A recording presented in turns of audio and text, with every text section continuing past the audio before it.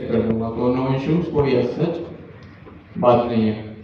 काफी लोगों को पता भी होगा, बट जिसको नहीं पता उनके लिए आज ये इंट्रोडक्शन है।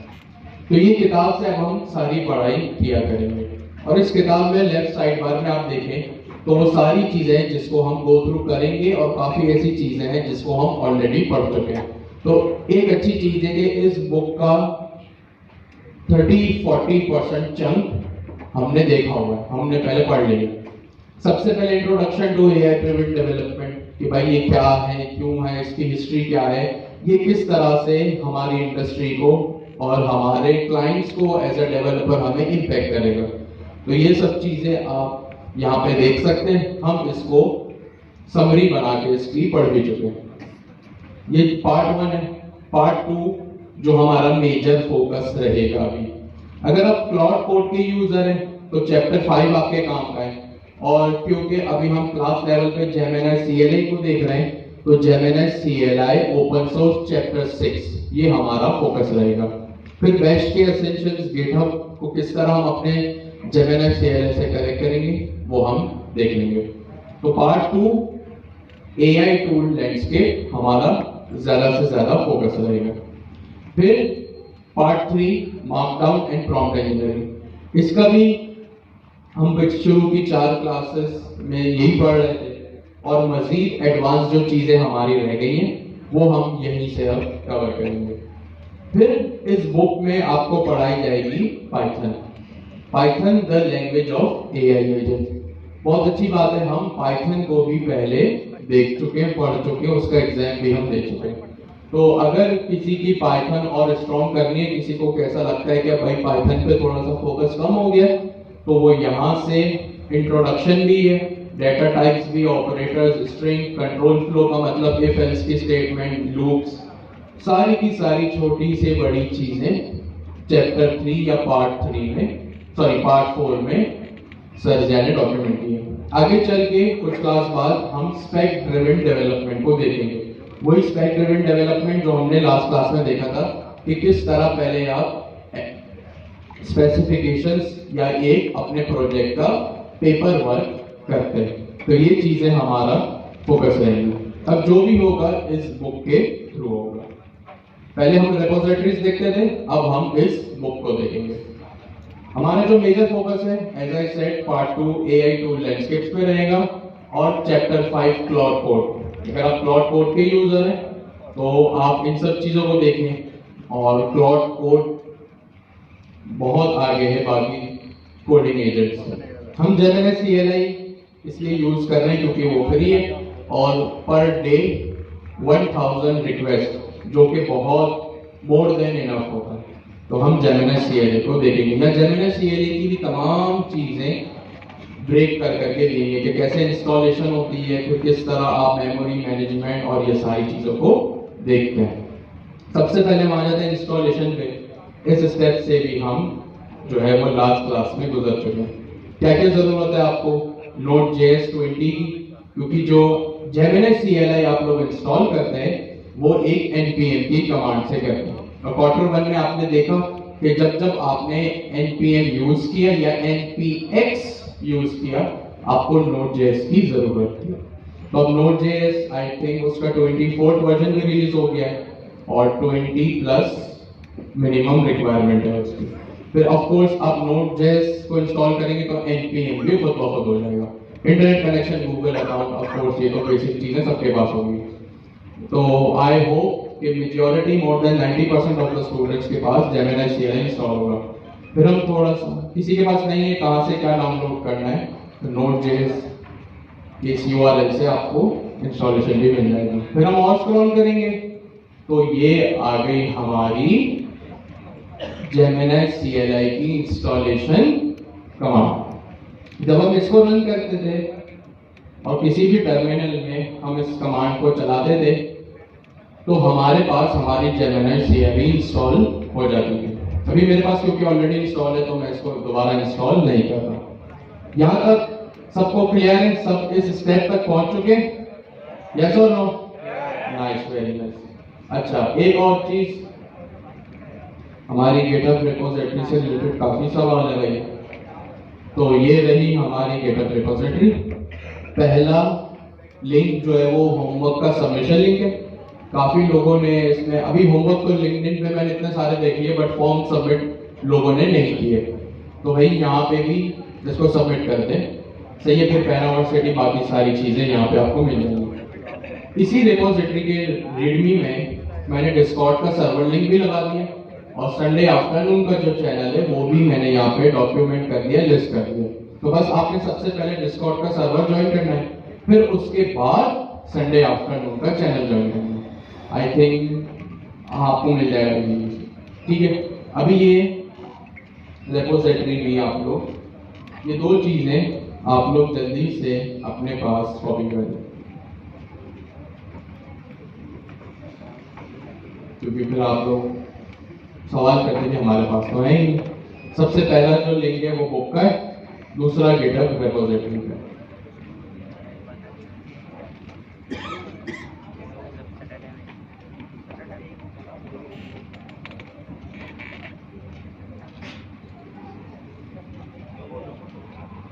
आप लोग सिर्फ GitHub रिपोजिटरी कॉपी कर लें, बुक के लिंक तक तो आप लोग पहुंचे ही नहीं। चलिए जल्दी से 10 सेकंड के अंदर इसको कॉपी करें।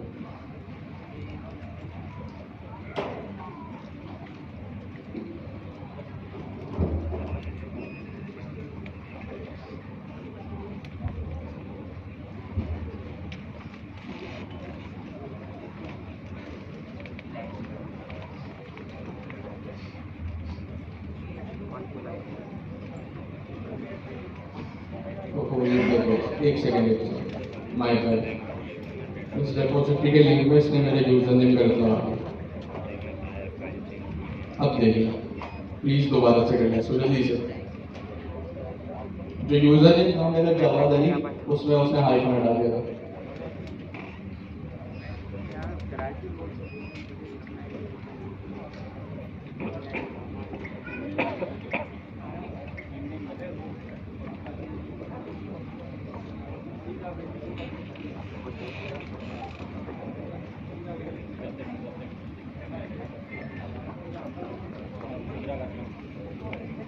अच्छा जी, तो आई होप सबने इसको कॉपी कर लिया होगा। अब हम आगे बढ़ते हैं।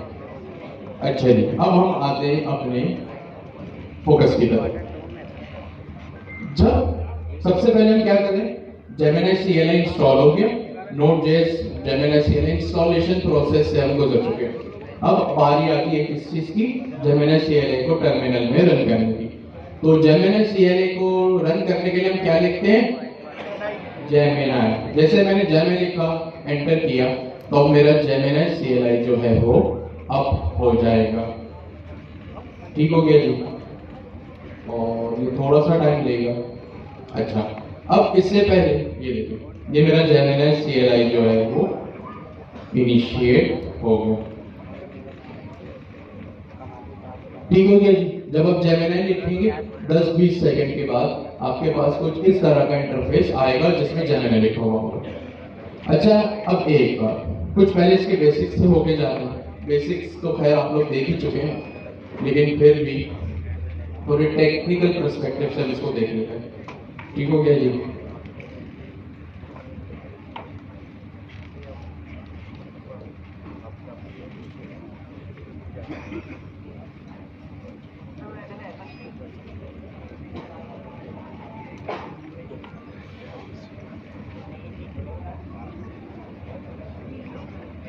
अच्छा, जेमिनी CLI में हम उस बुक को ही गो थ्रू करें, तो नो वरीज के मैं जो भी चीज़ें बोल रहा हूँ, कहाँ से बोल रहा हूँ, कहाँ से मैं एविडेंस आपको प्रोवाइड करूँ, मैं जो भी चीज़ें आप लोगों के सामने रख रहा हूँ इस बुक के थ्रू रख रहा हूँ। ठीक है, ये आप लोगों ने इंस्टॉलेशन वगैरह कर ली, और फिर किस तरह जो है वो आप लोगों को मजीद चीज़ें वगैरह करनी है या ऑप्शनल है तो आप देख सकते हैं। सबसे पहले हमने जेमिनी लिखा, तो जेमिनी CLI का सर्वर अब हो गया।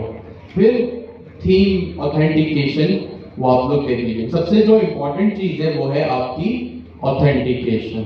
सही है, अभी जिन लोगों ने इंस्टॉल कर लिया है उनके पास इस तरह का इंटरफेस आ जाएगा, उन्होंने ऑथेंटिकेट भी कर लिया। लेकिन अगर आपको दोबारा, अगर आपने ऑथेंटिकेशन का मेथड चेंज करना है तो आप एक कमांड लिखेंगे अब जैसे ही मैंने स्लैश लिखा ना, तो देखिए मेरी स्क्रीन पे इतनी सारी कमांड आ गई, about, auth, work, check, clear, compress, ये सारी चीजें आ गई और इनके सामने इनकी डिस्क्रिप्शन भी लिखी हुई है कि भाई कौन सी कमांड क्या करती है।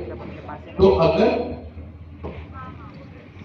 मैं लिखूं स्लैश ऑथ, तो आप देखेंगे कि क्या लिखा है यहाँ पे, चेंज द ऑथ मेथड, यानी ऑथेंटिकेशन मेथड।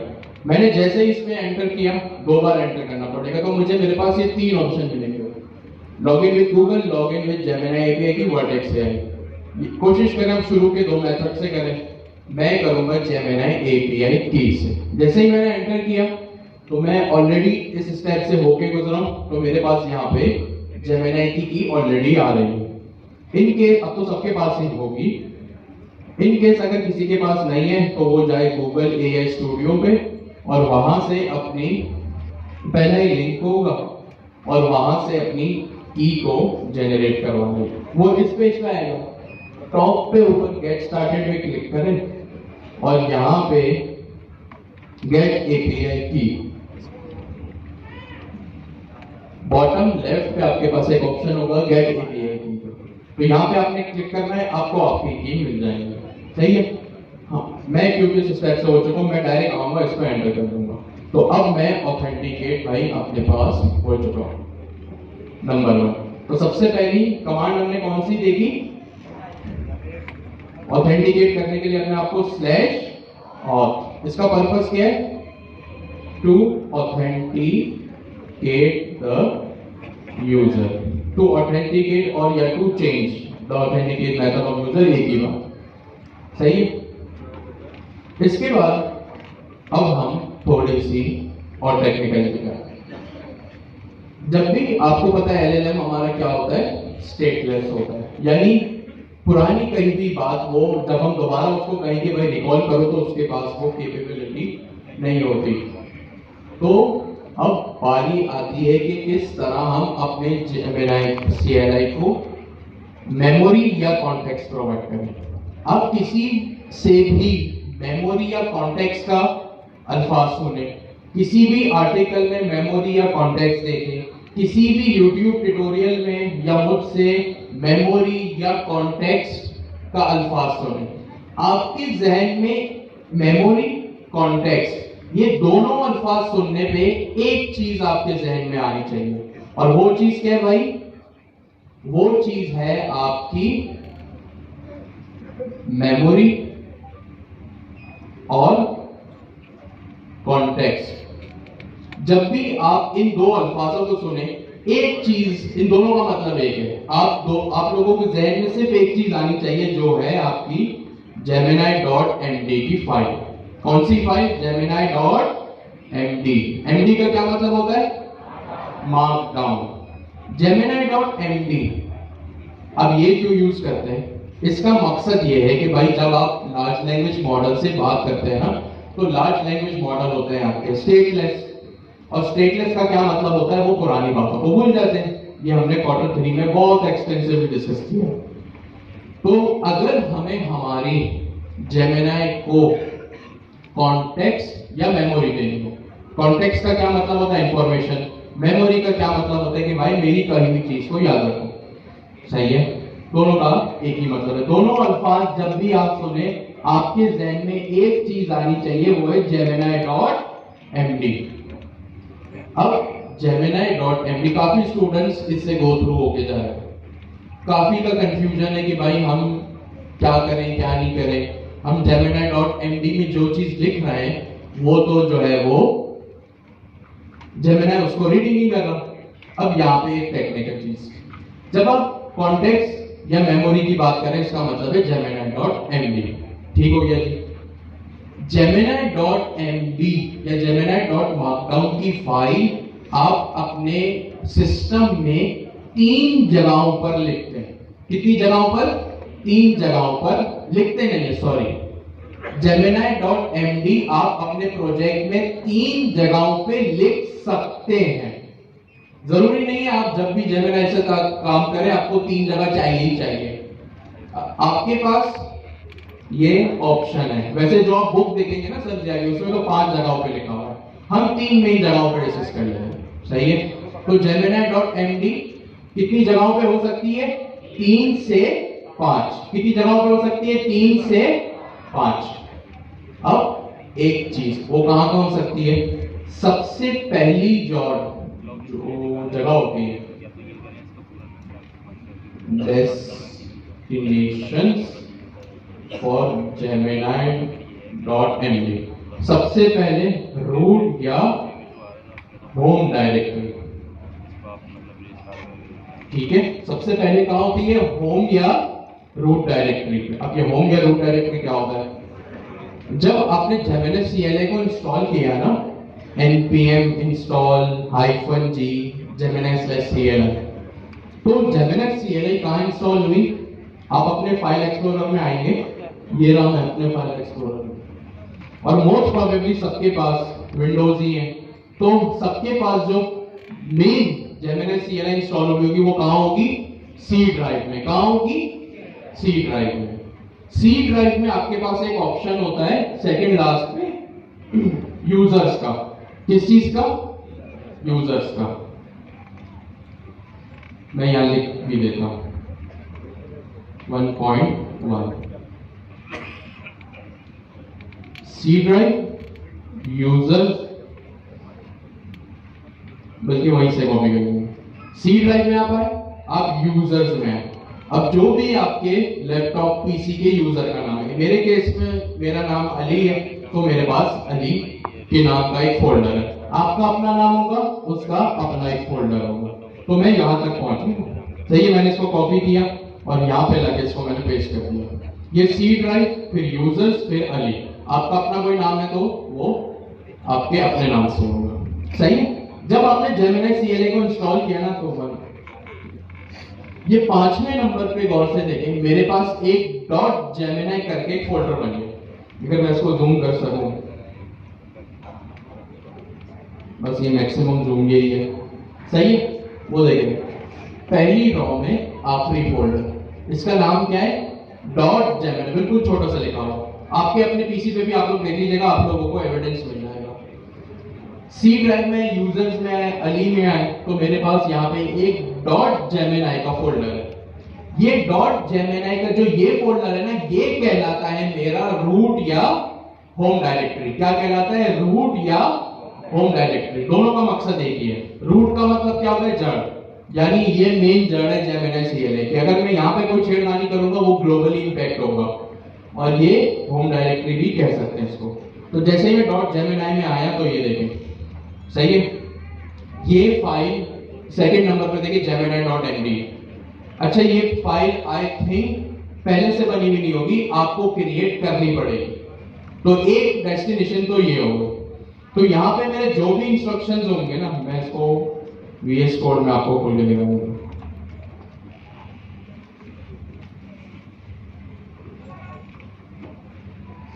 तो ये मैंने यहाँ लिखा CMD और यहाँ लिखा कोड स्पेस डॉट, और यहां पे ये देखें मैं वो इसी .gemini के फोल्डर में ऊपर देखें जहां पे मेरा कर्सर है, ये यहाँ पे .gemini लिखा हुआ है, यानी ये मैं उसी फोल्डर में जिसकी मैं भी बात कर रहा था। इसके नीचे आपके पास काफी फाइल्स है। एक settings.json आपकी मेन होती है और एक Gemini.md भी आपकी मेन फाइल होती है। सही है, तो यहाँ Gemini.md ये रही आपकी पहली Gemini.markdown की फाइल। तो सबसे पहली फाइल आपकी कहां होगी? आपके रूट लेवल पे या होम डायरेक्टरी में, और यहां पे होगी आपकी Gemini के अंदर कौन सी फाइल होगी? Gemini.md। अच्छा, ये फाइल क्या करेगी? देखिए, जब आप Gemini को इंस्टॉल करते हैं ना, तो इसका काम होता है आपका हर उस प्रोजेक्ट को इंपैक्ट करना जो Gemini CLI को यूज करते हैं।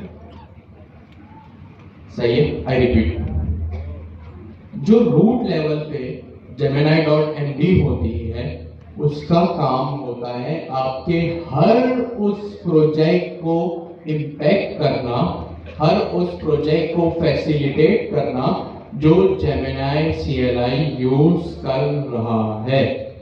अगर इस तरह की फाइल में आप यूजुअली क्या करते हैं, अपने कोडिंग स्टैंडर्ड्स डिफाइन करते हैं। क्या डिफाइन करते हैं? Coding standards. अब जैसे कोडिंग स्टैंडर्ड्स क्या हो सकता है भाई, सपोज करें आप जो भी कोड लिखें, आप पाइथन में फ्रंट एंड में, बैक एंड में, HTML में जो भी कोड लिखें, आप चाहते हैं कि भाई हर एक फंक्शन से पहले क्या हो, एक अदर कमेंट हो। कमेंट पता है ना क्या होता है? स्लैश करके जो हम पाइथन में लिखते हैं, सॉरी स्लैश नहीं, हैश करके। तो अगर आप चाहते हैं कि वो गवर्निंग प्रिंसिपल जो आपके हर प्रोजेक्ट को इंपैक्ट करे, वो कहां होंगे? कहां होंगे वो? gemini.md में तो होंगे, लेकिन रूट डायरेक्टरी या होम डायरेक्टरी में वो होगी gemini.md की फाइल। अब ये gemini.md क्या करती है? ये आपके हर उस प्रोजेक्ट को इंपैक्ट करेगी जो जेमिनी CLI यूज करती है, और यहां आप अपने वो रूल्स डिफाइन करेंगे जो आप चाहते हैं कि आपके हर प्रोजेक्ट में वो रूल लगे। भाई आपने आज तक कितने सारे प्रोजेक्ट्स पे काम किए, आपके कुछ रूल्स होंगे ना प्रोजेक्ट पे काम करने के। जैसे भाई आप चाहते हैं कि मैं हमेशा Node.js या पाइथन के हमेशा लेटेस्ट वर्जन पे ही काम करूं। मैं जो हूं वो हमेशा हर कंपोनेंट के या हर पाइथन या फ्रंट एंड की फाइल के टेस्ट केसेस लिखूं हर प्रोजेक्ट में। जब से आपने अपना करियर शुरू किया है तब से लेके अब तक जो बेस्ट प्रैक्टिस आपने implement through out the project की है, वो आप कहां लिखेंगे? कहां पे लिखेंगे वो? gemini.md के रूट डायरेक्टरी या होम डायरेक्टरी में। तो यहां आपके ये पर्पस है इसका, टू फैसी या यूं बोलेंगे, it impacts every project that uses Gemini CLI। सही है, यहां पे हमने लिख दिया it is mainly used to define the rules that should be applied on, सिर्फ एक प्रोजेक्ट पे या हर प्रोजेक्ट पे? applied on every project। ठीक हो गया जी? तो ये होता है इसका मेन पर्पस। ठीक हो गया जी? यहां तक, बल्कि एक काम करें, होम डायरेक्टरी के जेमिनी CLI को, gemini.md को जल्दी से अपने बराबर वाले से डिस्कस करें, फिर हम आगे बढ़ते हैं।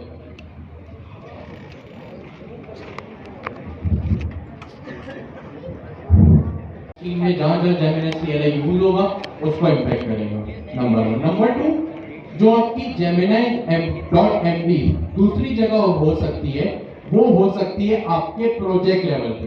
कहां हो सकती है? आपके प्रोजेक्ट लेवल पे। अब वो प्रोजेक्ट लेवल पे जो gemini.md होगी, वो प्रोजेक्ट लेवल की gemini.md सिर्फ आपके उस पर्टिकुलर प्रोजेक्ट को इंपैक्ट करेगी। सही है? जाहिर सी बात है, नाम से ही पता चल रहा है। दूसरी gemini.md कहां है? प्रोजेक्ट लेवल पे। और प्रोजेक्ट लेवल पे जो भी चीज हो वो सिर्फ उस एक पर्टिकुलर प्रोजेक्ट को इंपैक्ट करेगी। अब उस gemini.md में आप क्या लिख सकते हैं? सपोज आप अपना एक ई-कॉमर्स का प्रोजेक्ट बना रहे हैं, आपने अपने उस ई-कॉमर्स के gemini.md में क्या क्या लिख सकते हैं? हमने अभी ये डिस्कस किया ना कि प्रोजेक्ट लेवल पे जो gemini.md होगी वो क्या करेगी? सिर्फ उस प्रोजेक्ट पे काम करेगी, उस प्रोजेक्ट को इंपैक्ट करेगी, उस प्रोजेक्ट पे अपना इंफ्लुएंस रखेगी। अब एक प्रोजेक्ट को बनाते वक्त आप क्या चीज ध्यान में रख सकते हैं? जैसे सपोज करें आप एक ई-कॉमर्स प्रोजेक्ट बना रहे हैं, आपने अपना उस प्रोजेक्ट लेवल gemini.md में अपना टेक स्टैक लिख दिया कि किस टेक्नोलॉजी पे आपका वो प्रोजेक्ट बनेगा। फ्रंट एंड पे आपने लिख दिया कि भाई मैं Next.js, TypeScript और Tailwind CSS को यूज करूंगा। बैकएंड के ऊपर मैं फास्ट API पाइथन को यूज करूंगा। डेटाबेस की जब बात आएगी तो मैं माई एसक्यूएल या कोई भी एसक्यूएल डेटाबेस को यूज करूंगा। अब ये जो आपकी एक प्रोजेक्ट लेवल पे जो Gemini.md है ना, ये किसी और दूसरे Gemini.md को इन्फ्लुएंस नहीं करेगी, वो सिर्फ और सिर्फ उस एक प्रोजेक्ट के ऊपर अपना काम करेगी। आपने लिखा, आप टेस्ट केसेस भी लिखो, उस एक प्रोजेक्ट से रिलेटेड जो भी चीज है ना आप सब लिख सकते हो कि भाई ई कॉमर्स का प्रोजेक्ट है, सपोज करें जो भी यूजर आ रहा है, चीजें खरीद रहा है, आपको करेंसी भी तो हो सकता है डिफाइन करनी हो सकता है आपका जो ई कॉमर्स स्टोर हो वो पाकिस्तानी भेज दो, आपने लिख दिया भाई जो भी करेंसी स्टोर करना डेटाबेस में या मेरे प्रोजेक्ट में प्रोडक्ट की वो पीकेआर में करना, अगर वो यूएस साइड पर आपने लिख दिया यूएसडी में करना, कैनेडियन साइड पर है तो आपने लिख दिया भाई कैनेडियन डॉलर में करना, वो पाकिस्तान इंडिया में भी चलता है, यूएस में भी चलता है, यूरोपियन में भी चलता है, गल्फ कंट्रीज में भी चलता है। तो सपोज करें अगर अमेज़न ये काम कर रहा है, अमेज़न ये कर सकता है कि भाई आप जो है वो यूजर का लॉन्गिट्यूड और लैटिट्यूड डिटेक्ट करना, अगर वो गल्फ कंट्री से हो तो रियाल में प्राइस दिखाना, सही है, अगर वो किसी इंग्लिश कंट्री में तो या कैनेडियन कंट्री में तो यूएस डॉलर्स में या कैनेडियन डॉलर्स में, ऑस्ट्रेलियन डॉलर्स में। थोड़ा सा मैं कर लूँ भाई।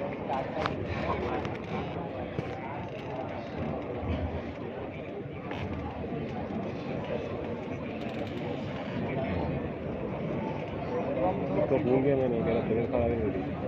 हाँ यार तबीयत खराब चल रही है। आजकल सबकी तबीयत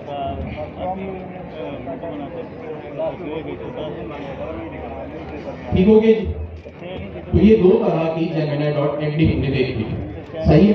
एक होती है रूट लेवल पे जो आपकी सी ड्राइव पे होगी, दूसरी कौन सी होती है आपके प्रोजेक्ट लेवल पे जो सिर्फ और सिर्फ आपके उस प्रोजेक्ट को इम्पैक्ट करेगी। एक होती है रूट डायरेक्टरी पे जो सबको करेगी, एक होती है आपके प्रोजेक्ट लेवल पे।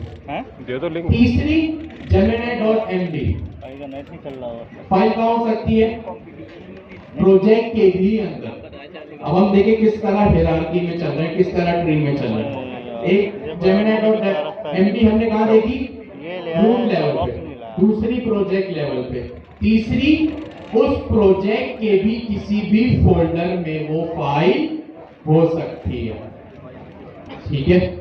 जैसे सपोज करें आप सबको सपोज क्या करें आप सबको नेक्स्ट.जेएस आती है, तो मैं थोड़े से टेक्निकल वर्ड्स यूज करूंगा, आपको समझ आ जाएगी कि वो तीसरी Gemini.md क्या कर रही है, ठीक है। एक रूट लेवल पे, एक प्रोजेक्ट लेवल पे, एक उस प्रोजेक्ट के भी अंदर किसी भी फोल्डर में, या तो किसी भी फोल्डर में या हर फोल्डर में कहीं भी हो सकती है। टेक्निकल चीजें आपने नेक्स्ट.जेएस पढ़ी, सपोज आप नेक्स्ट.जेएस पे काम कर रहे हैं, नेक्स्ट.जेएस पे आप कोई भी एक कंपोनेंट बना रहे हैं, ठीक है, कोई भी एक फीचर या मॉड्यूल पे काम कर रहे हैं, उसका अपना एक फोल्डर होगा, उस पर्टिकुलर फोल्डर में आपको क्या क्या चाहिए वो उस फोल्डर में उस Gemini.md में आएगा, सही है। जैसे सपोज करें आप काम कर रहे हैं ऐड टू कार्ट की फंक्शनैलिटी पे, सही है, या पेमेंट मेथड इम्प्लीमेंटेशन पे, तो अब वहां पे क्या क्या आप लिख सकते हैं, आपको कौन सा पेमेंट मेथड चाहिए, जैस कैश, इजी पैसा, पेपाल या कोई भी बैंक सर्विस, आप वो वहां डिफाइन कर सकते हैं, सही है। यूजर कहीं मल्टीपल टाइम्स जो भी टेक्निकल है, पे नाउ जो पे नाउ का बटन होता है ना, उस पर बार बार क्लिक तो नहीं कर रहा, ये सारी की सारी चीजें, कब कौन सी एपीआई हिट होनी चाहिए, ये सारी की सारी चीजें आप एक फंक्शन या एक मॉड्यूल लेवल पे डिफाइन कर सकते हैं। तो तीसरी Gemini.md क्या करती है, वो एक प्रोजेक्ट के भी अंदर एक फोल्डर में हो सकती है, और जो तीसरी Gemini.md होगी ना, जो एक फोल्डर में होगी, वो सिर्फ और सिर्फ उस एक फोल्डर को इम्पैक्ट करेगी और बाकी के किसी भी फोल्डर्स को वो इम्पैक्ट नहीं करेगी। तो ये तीसरी Gemini.md ये काम करेगी। पहली रूट डायरेक्टरी जो सबको इम्पैक्ट करेगी, दूसरी प्रोजेक्ट लेवल जो सिर्फ उस प्रोजेक्ट को इम्पैक्ट करेगी, इन्फ्लुएंस करेगी। तीसरी Gemini.md कहाँ हो सकती है? प्रोजेक्ट के भी अंदर किसी मॉड्यूल या किसी फीचर के फोल्डर के अंदर, और वो सिर्फ उस फीचर को कॉल दिखा दो तुम्हारी। इम्पैक्ट करेगी, उस पे काम करेगी, उसका बाकी किसी भी और फीचर से कोई लेना देना नहीं। तो ये तीन मेन Gemini.md होती है। अब मेरा एक सवाल है आपसे, सपोज करें मेरा एक प्रोजेक्ट है ऐसे पकड़ जिसमें दो लेवल पे Gemini.md है, एक रूट लेवल पे, एक प्रोजेक्ट लेवल पे। मैंने कपड़े गीले कर दिए। सही, बहुत से सुनिए। यही मेरा एक प्रोजेक्ट है जिसमें Gemini CLI पे मैं काम करता हूँ। मेरी एक Gemini CLI रूट लेवल पे भी है और एक Gemini.md मेरे रूट लेवल पे, एक प्रोजेक्ट लेवल पर। अब अगर मेरे पास कोई ये फाइल है ना, तो उस पर्टिकुलर फोल्डर पे या उस पर्टिकुलर प्रोजेक्ट पे वो दोनों फाइलें अपना काम करेंगी। सही है?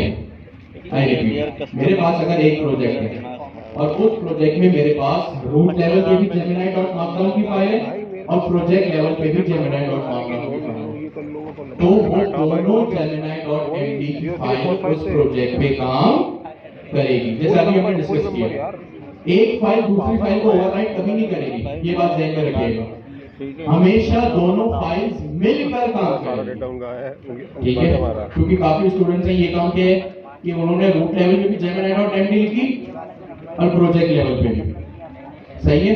अब वो कंफ्यूज है कि भाई ये काम तो हो नहीं रहा, तो ये काम होगा भाई। अब ये चीज ध्यान में रखिए कि जब Gemini.md हो रूट लेवल पे भी, प्रोजेक्ट लेवल पे भी, तो दोनों Gemini.md उस पे काम करेंगे।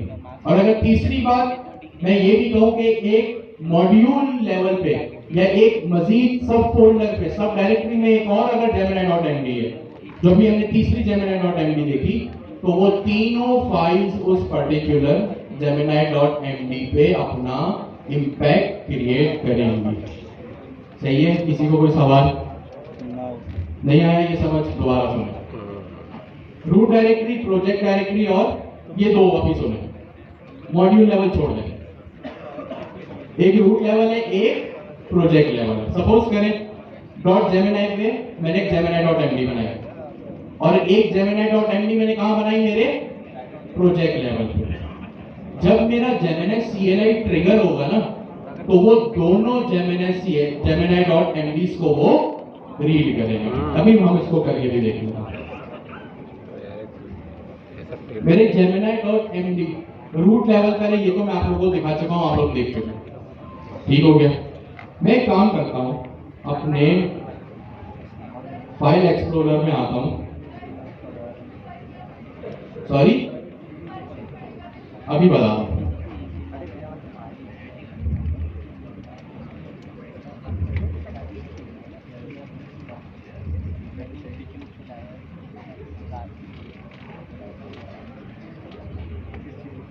क्लास 06 का एक फोल्डर में यहां मैं आया, यहां मैंने एक अपना VS कोड ओपन किया।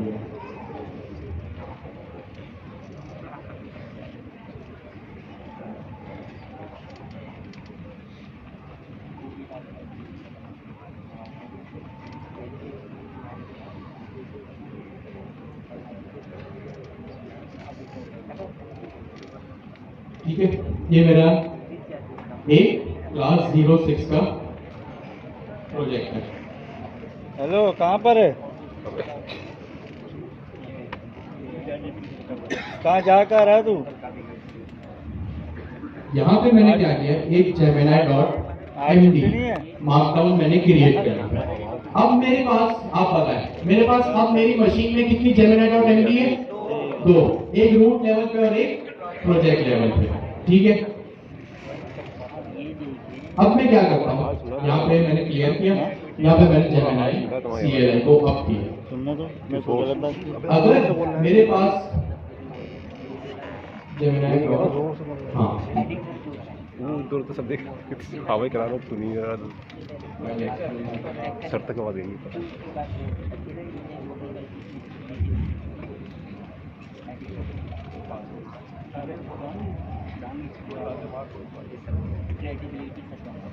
ये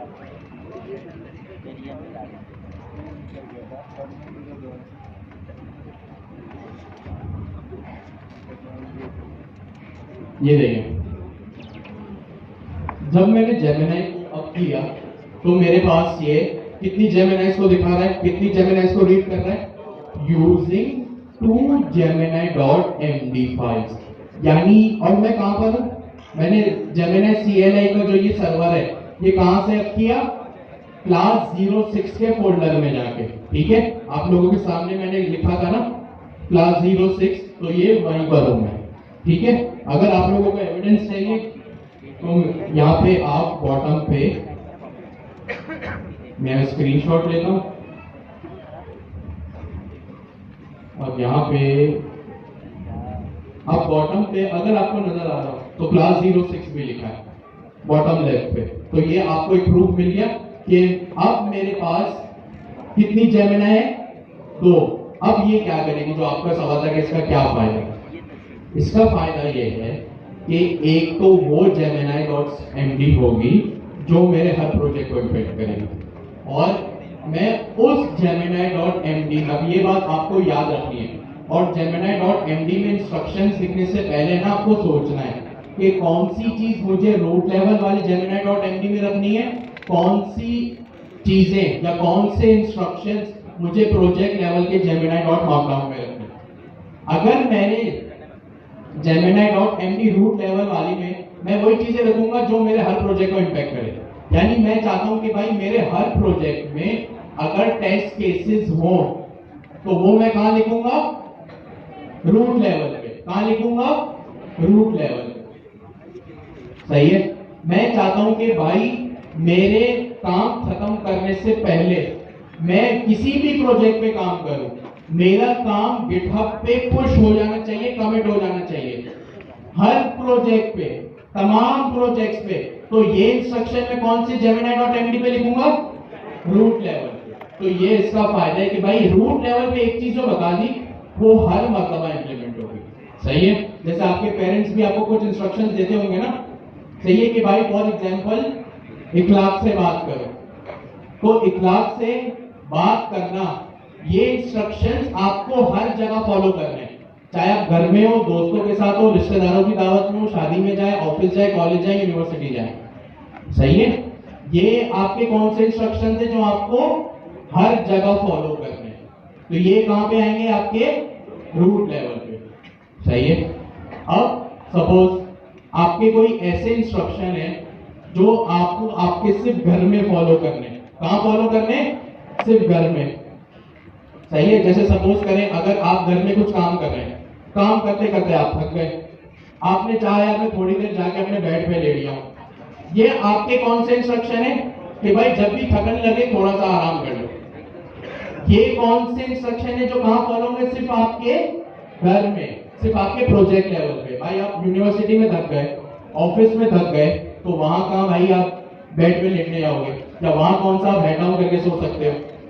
ठीक है, तो ये कौन से इंस्ट्रक्शन है जो आपके प्रोजेक्ट लेवल पे चले, तो ये चीज है। और एक और चीज जो आपके सिर्फ मॉड्यूल लेवल पे, यानी वो इंस्ट्रक्शन जिसको सिर्फ आप फॉलो करते हैं, आप अपने आप को एक मॉड्यूल समझें जो सिर्फ आप फॉलो करते हैं। जैसे भाई अगर संडे का दिन है तो दोपहर को देर से उठना है, और अगर मंडे टू फ्राइडे है तो सुबह 7 बजे उठना है। भाई आप अगर सुबह 7 बजे उठ रहे हैं या दोपहर को 12 बजे उठ रहे हैं, इससे आपके बाकी घर वाले कैसे इंपैक्ट होंगे, तो ये कहां आएगी, आपके मॉड्यूल लेवल पे Gemini.md के इंस्ट्रक्शन होंगे, कि वो इंस्ट्रक्शन जो सिर्फ आप अपने लिए रखते हो कि भाई संडे तो क्रिकेट खेलने जाना है, इस टाइप की चीजें।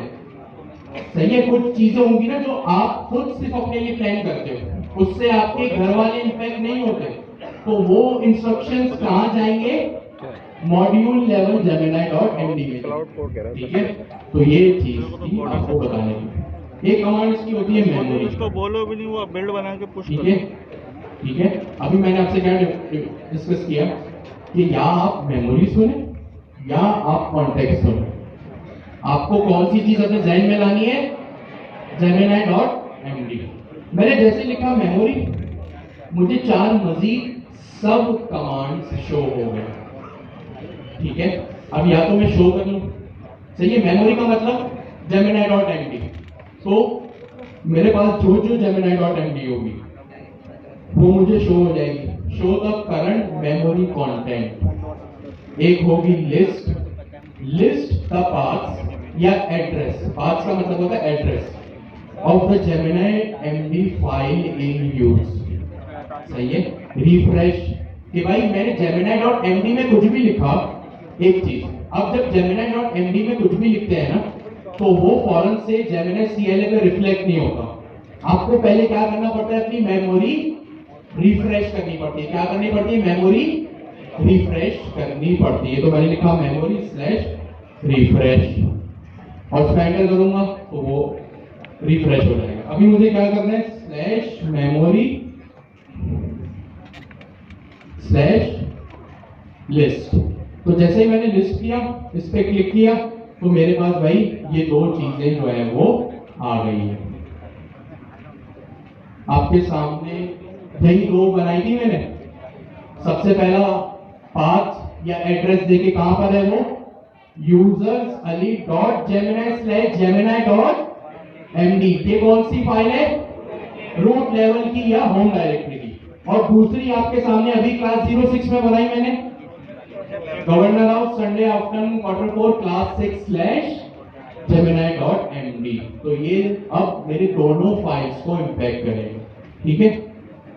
अब आप लोग एक काम करें, अभी के लिए आप लोग 10 मिनट का ब्रेक करें, फिर हम जो है वो प्रोजेक्ट बनाना स्टार्ट करेंगे और काफी इंटरेस्टिंग प्रोजेक्ट करेंगे।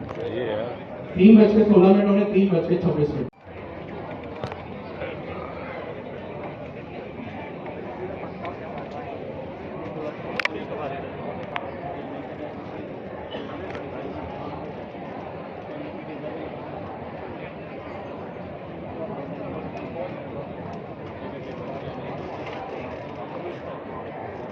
तो सारा फोकस इसके लिए है। अच्छा जी, अब आपको पता है कि लास्ट क्लास में मैंने आप लोगों को एक प्रोजेक्ट दिया, ठीक है, और वो project without any know how आपको जेमिनी CLA की सिर्फ इंस्टॉलेशन बताई थी और बहुत ही जबरदस्त क्लास का रिस्पॉन्स आया था आपका डिस्कॉर्ड के ऊपर भी और लिंक्डइन के ऊपर भी। तो मास्टर इसको जारी रखिएगा। सबमिशन फॉर्म मैंने लास्ट वीक अटैच कर दिया था, बट जितने पोस्ट लिंक्डइन पे दिखे फॉर्म उतने लोगों ने सबमिट नहीं किया। अभी भी अगर किसी ने काम नहीं किया तो वो भाई अभी भी करके सबमिट करें, ठीक है। तो कोई ऐसा मसले वाली बात नहीं है, बट मसला तो खैर है, होमवर्क कर लेना चाहिए था, जो भी टाइम नहीं मिला वगैरह वगैरह। वो अब तो भाई AI हम खुद कह रहे हैं AI से कोडिंग करें, तो अब आपको AI से कोडिंग करने में अगर टाइम लग रहा है तो फिर आप लोग क्या ही करेंगे। तो भाई जितना जल्दी हो सके उस प्रोजेक्ट को करें। हमारी जो स्ट्रेटेजी रहेगी वो प्रोजेक्ट बेस्ड लर्निंग रहेगी कि हम जितना हो सके नई चीजों को प्रोजेक्ट बना कर ही सीखेंगे। आपने नाम इस क्लास में या बहुत से YouTube वगैरह पे सुन रखा होगा फास्ट API का, सुन रखा है? फास्ट API क्या है? पाइथन का एक फ्रेमवर्क है जिसमें आप APIs लिखते हैं। अभी जो सर जिया की बुक है ना, और जो भी AI के एक्सपर्ट हैं US में और इन बड़ी बड़ी जगहों पे, जितने बड़े बड़े फर्म्स में काम कर रहे हैं, जैसे OpenAI, एंट्रोपिक यानी वो कंपनी जिसने क्लाउड को बनाया है, और OpenAI जिसने ChatGPT को बनाया। तो ये लोग बहुत क्लेम कर रहे हैं कि अब जब कोडिंग का जो जमाना अब आ रहा है ना, आ रहा है और कुछ हद तक आ भी चुका है, उसमें एक बिगिनर को पहले से बेसिक्स आने की नीड नहीं है एज कंपेयर टू पहले, ठीक है। ऐसा नहीं कि आपको कुछ भी नहीं आता और आपने काम शुरू कर दिया। और इस बात से टू बी वेरी ऑनेस्ट मैंने सर अमीन का काफी दिमाग खाया कि भाई आखिर ऐसा कैसे हो सकता है, क्योंकि मेरा इंडिविजुअली ये मानना है, जो मानना था अब है नहीं, पहले था, कि भाई जब आप फंडामेंटल्स पढ़ रहे हो ना तो वहां पे कोई दूसरी चीज बीच में नहीं आनी चाहिए। ये मेरा मानना था आज से एक महीने पहले। मैंने अमीन भाई से काफ़ी डिस्कशन भी किया। मुझे शुरू में उनका जो जवाब था वो सेटिस्फैक्टरी भी नहीं लगा। मुझे काफ़ी इश्यूज थे अमीन भाई के जवाब से।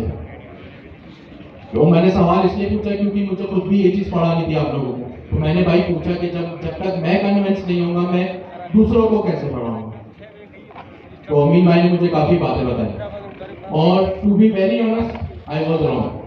आने लग गए, मुंह चलाना पड़ेगा। अब जो टाइम आ रहा है, अच्छा एक दिमाग में बात तो थी कि भाई जब इतने बड़े बड़े इंडस्ट्री एक्सपर्ट्स, चाहे वो मेरे साथ के हों, सर जया सर अमीन हो या ओपन ए या एंट्रोपिक वाले हो, भाई अगर वो कोई बात कर रहे हैं तो जाहिर सी बात है उनकी बात में बहुत वजन है मेरी सोच और मेरी बात से ज़्यादा।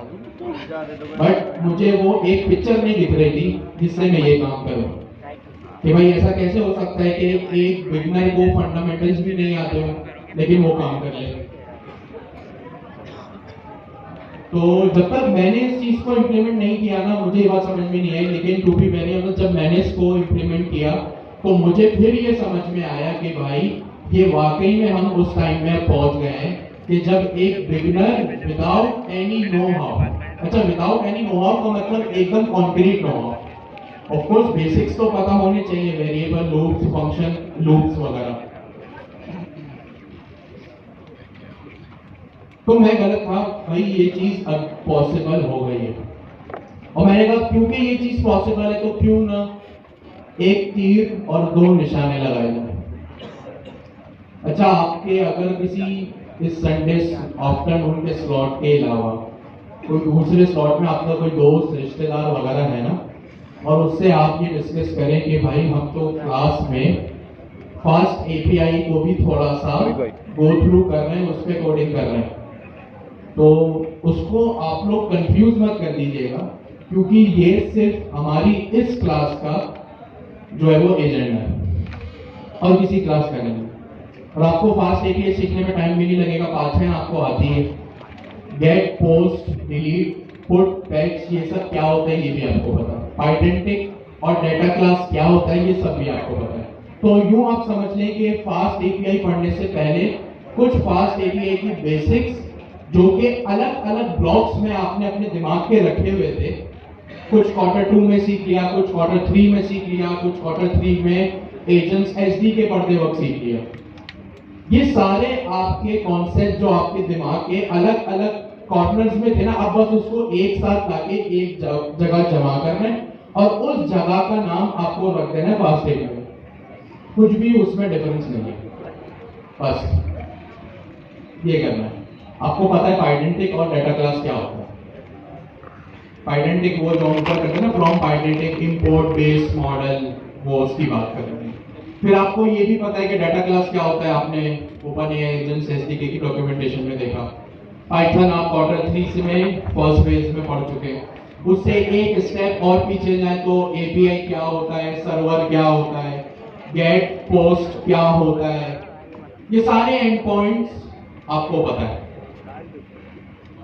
तो ऐसा कोई टेंशन वाली बात नहीं है। फिर एक बार कह दूं कि भाई अगर किसी दूसरी क्लास वाले को कहो, आप कहो या ना कहो, आप लिंक्डइन पे जब पोस्ट करोगे ना कि आज क्लास में ये पढ़ा या मैंने एक हफ्ते बाद ये बनाया, तो उसका खुद ही वो बात पहुंच जाएगी। तो ये आप लोगों से मैं एक चीज डिस्कस कर लूं कि फास्ट एपीआई सिर्फ हमारे इस संडे आफ्टरनून का एजेंडा है। सही है, हाँ आप लोगों को देख के कोई दूसरे क्लास वाले भी इंप्लीमेंट करने लगे, अच्छी बात है कि वो खुद से सीख रहे हैं।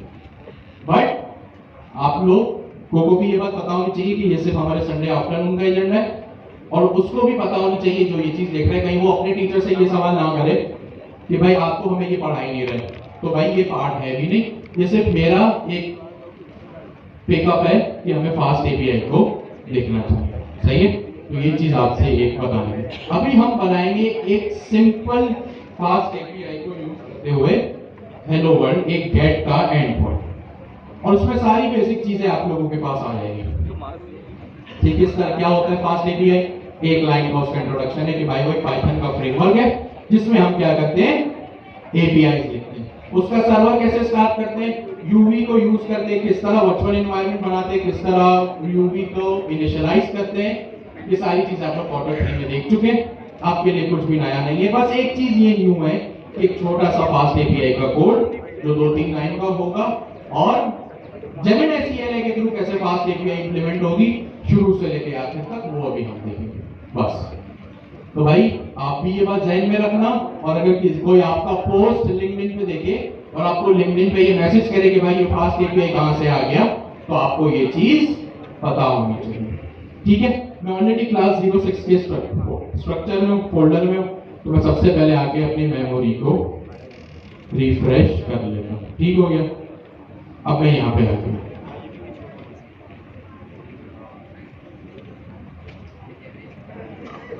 अब मैं यहाँ पे इस बॉक्स में, इस प्रॉम्प्ट में अपने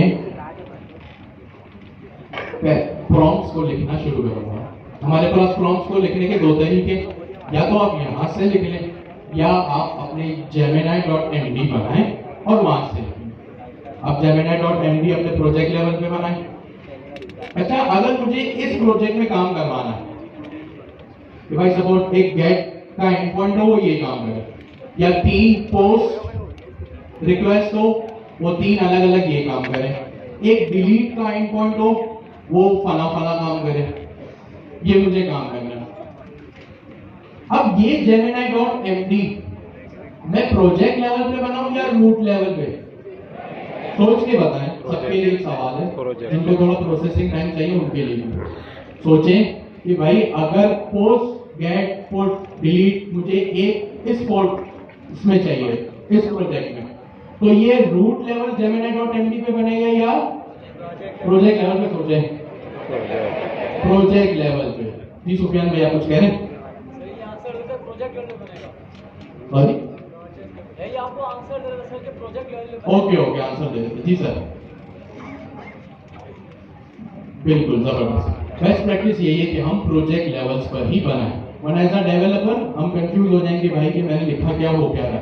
अब क्योंकि हमें कॉन्सेप्ट तो मिल गया ना, हम कैच फॉर्म कर लेंगे, अच्छा लगता है ये ग्लोबल से आ रहा है, तो बहुत अच्छे, जबरदस्त। या तो आपकी मर्जी gemini.md से बनाए, या आप जो है वो अलग अलग करें, आपका यहाँ पे प्रॉम्प्ट लिख के बनाए। सबसे पहले स्टार्ट कहां से होगा? जब हम कोई भी पाइथन का प्रोजेक्ट बनाएंगे, स्टार्ट कहां से होगा? यूवी के प्रोजेक्ट को इनिशियलाइज करने से। ठीक है, फिर उसका बनेगा वर्चुअल एनवायरनमेंट और फिर वो एक्टिवेट होगा। तो देखते हैं इसको, हम प्रॉम्प्ट्स देके देख लेते हैं। यहाँ पे मैंने कितने काम करवाने हैं ऐसे अभी? 3 काम। कौन कौन से? कि भाई यूवी से प्रोजेक्ट इनिशियलाइज करो, दूसरा वर्चुअल एनवायरनमेंट बनाओ, तीसरा वर्चुअल एनवायरनमेंट को एक्टिवेट करो। अच्छा, एक्टिवेट करना क्यों जरूरी है? विदाउट एक्टिवेशन क्या एरर आएगा? एग्जैक्टली। और कोई सवाल का जवाब देगा? अगर मैं वर्चुअल एनवायरनमेंट बना रहा हूं, वर्चुअल एनवायरनमेंट बन गया, क्या उसको एक्टिवेट करना जरूरी है? यस। क्यों? डिस्प्ले नहीं आएगा। कोई तो सही जवाब सही दे, टूटा फूटा दे, एंड्रेस करे जवाब दे। डिस्प्ले नहीं आएगा। वर्चुअल एनवायरनमेंट बनाया, एक्टिवेट करना उसको क्यों जरूरी? क्या उसके बगैर सर्वर नहीं चलेगा? एग्जैक्टली भाई, सर्वर बनाया, वर्चुअल एनवायरनमेंट बना, उसको एक्टिवेट किया। एक्टिवेट करना इसलिए जरूरी है क्योंकि उसके बाद उस प्रोजेक्ट में जो भी डिपेंडेंसीज इंस्टॉल होगी वो सिर्फ और सिर्फ उस प्रोजेक्ट की हद तक ही रहेगी। तो ये तो हम Q3 में देख चुके। चलें देखते हैं जेमिनी CLI क्या रिजल्ट देता है। मैंने इसको लिखा, अच्छा 3 काम करवाना है, तो डायरेक्ट AI जेमिनी को मैं बोल दूं कि भाई I want to get started with UV, और मैं अपनी कमांड फायर करूं। ये लिखूं कि गेट स्टार्टेड विद यूवी, या ये लिखूं कि ये तीनों काम अलग अलग करो? तीनों काम अलग अलग। अब ये आपकी प्रॉम्प्ट इंजीनियरिंग का भी टेस्ट है। या तो मैं सिंपली लिख दूं कि भाई यूवी से स्टार्ट करो, या मैं लिख दूं कि भाई अलग अलग इनिशियलाइज करो, वर्चुअल एनवायरनमेंट बनाओ, उसको एक्टिवेट करो। क्या करूं? पहला ऑप्शन, दूसरा ऑप्शन? क्यों? ताकि क्योंकि हमने ये देखा है, ये पढ़ा है कि एआई से जब भी काम करवाना हो तो हमें उसको चंक्स में ब्रेक कर करके देना होता है, हमें स्पेसिफिक होके अपना काम करवाना पड़ता है। तो मैं यहाँ लिखता हूं initialize a project with UV package manager लिख दिया। अच्छा, जब आपको न्यू लाइन में आना हो ना, ठीक है, जब आपको न्यू लाइन में आना हो ना, तो न्यू लाइन में आने का एक तरीका है। वैसे न्यू लाइन में तो शिफ्ट और एंटर से आते हैं, लेकिन जेमिनी सीएलए में आप कैसे आएंगे? Control plus enter. तो ये आप दूसरी लाइन में, न्यू लाइन में आ गए। अगर आप एंटर प्रेस करेंगे, शिफ्ट एंटर प्रेस करेंगे ना, तो वो आपका प्रॉम्प्ट जेमिनी के पास चला जाएगा। फिर यहाँ पे आपने लिखा initialize a project using with UV package manager, make a virtual environment using UV. ठीक है, और तीसरे नंबर पे हम इसको कह देते हैं also activate the virtual environment, ENVIR। ठीक है, चलें देखते हैं एआई क्या करता है।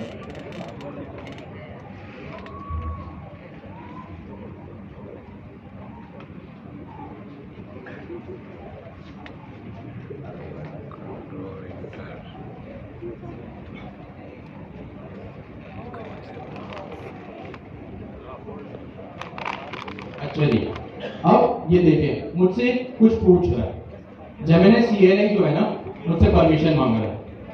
और क्या परमिशन मांग रहा है?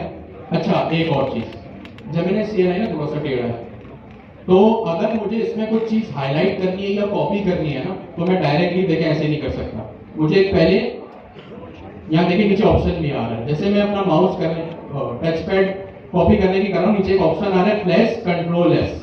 तो मैंने कंट्रोल एस को प्रेस किया, मेरे पास एक ऊपर लिखा आ गया इन कॉपी मोड। अब मैं इसको सेलेक्ट करूंगा ना, तो मेरे पास ये चीज सेलेक्ट होगी।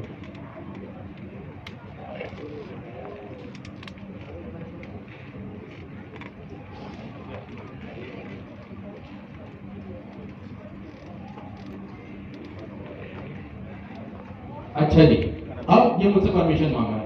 अब हम एक चीज को एक एक करके करेंगे। अगर मुझे ऑप्शन चेंज करना है तो मैं अपनी एरो की से इसको चेंज करूंगा, या तो मैं करूंगा यस अलाउ वंस, या मैं कर सकता हूं यस अलाउ ऑलवेज। अगर आपको कुछ अपनी मर्जी से देना है तो आप इसको कहें नहीं भाई सजेस्ट चेंजेस, यानी आप खुद फिर बताएंगे इसको किस तरह करना है। हम एक एक करके हर चीज को करेंगे ताकि हम हर चीज से go through. Yes allow once, तो अब ये देखे बता रहे कि क्रिएटिंग द वर्चुअल एनवायरनमेंट, ऐसे देखिए एक्टिवेट विद, यही कमांड थी हमारी, तो ये इस चीज से ये काम कर रहा है। लास्ट क्लास में हमने क्या डिस्कस किया था? कोडिंग कौन करेगा?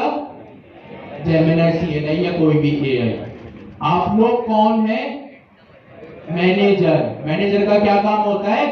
नजर रखना। तो भाई ये सही काम कर रहा है नहीं कर रहा है, जो आपने कहा है क्या वही कर रहा है, ये आपको इस पे नजर भी रखनी है। ऐसा नहीं कि वहां पे कमांड चलना शुरू कर, आपने इंस्टाग्राम चलाना शुरू कर दिया, नहीं, अपनी नजरें इस पे रखनी है। फिर इसने कहा जो भी कहा यस।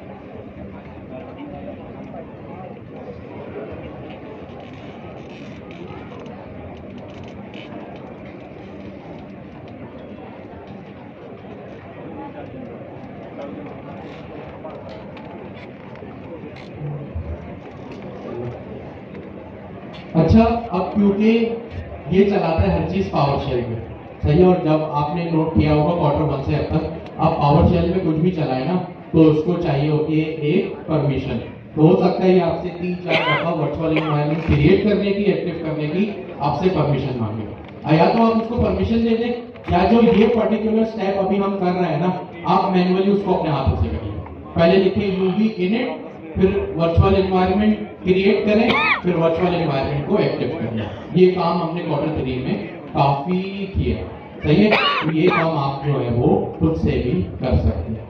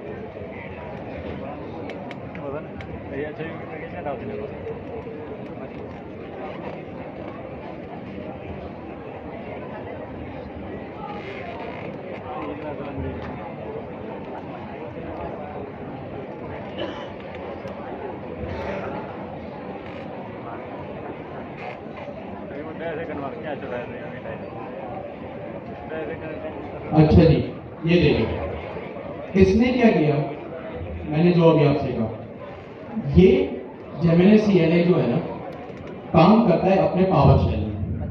कहाँ पे काम करता है? पावर शेल में। और पावर शेल के लिए आपको एक यूजर की परमिशन होना या आपके डेस्कटॉप की परमिशन, एडमिन की परमिशन होना जरूरी है।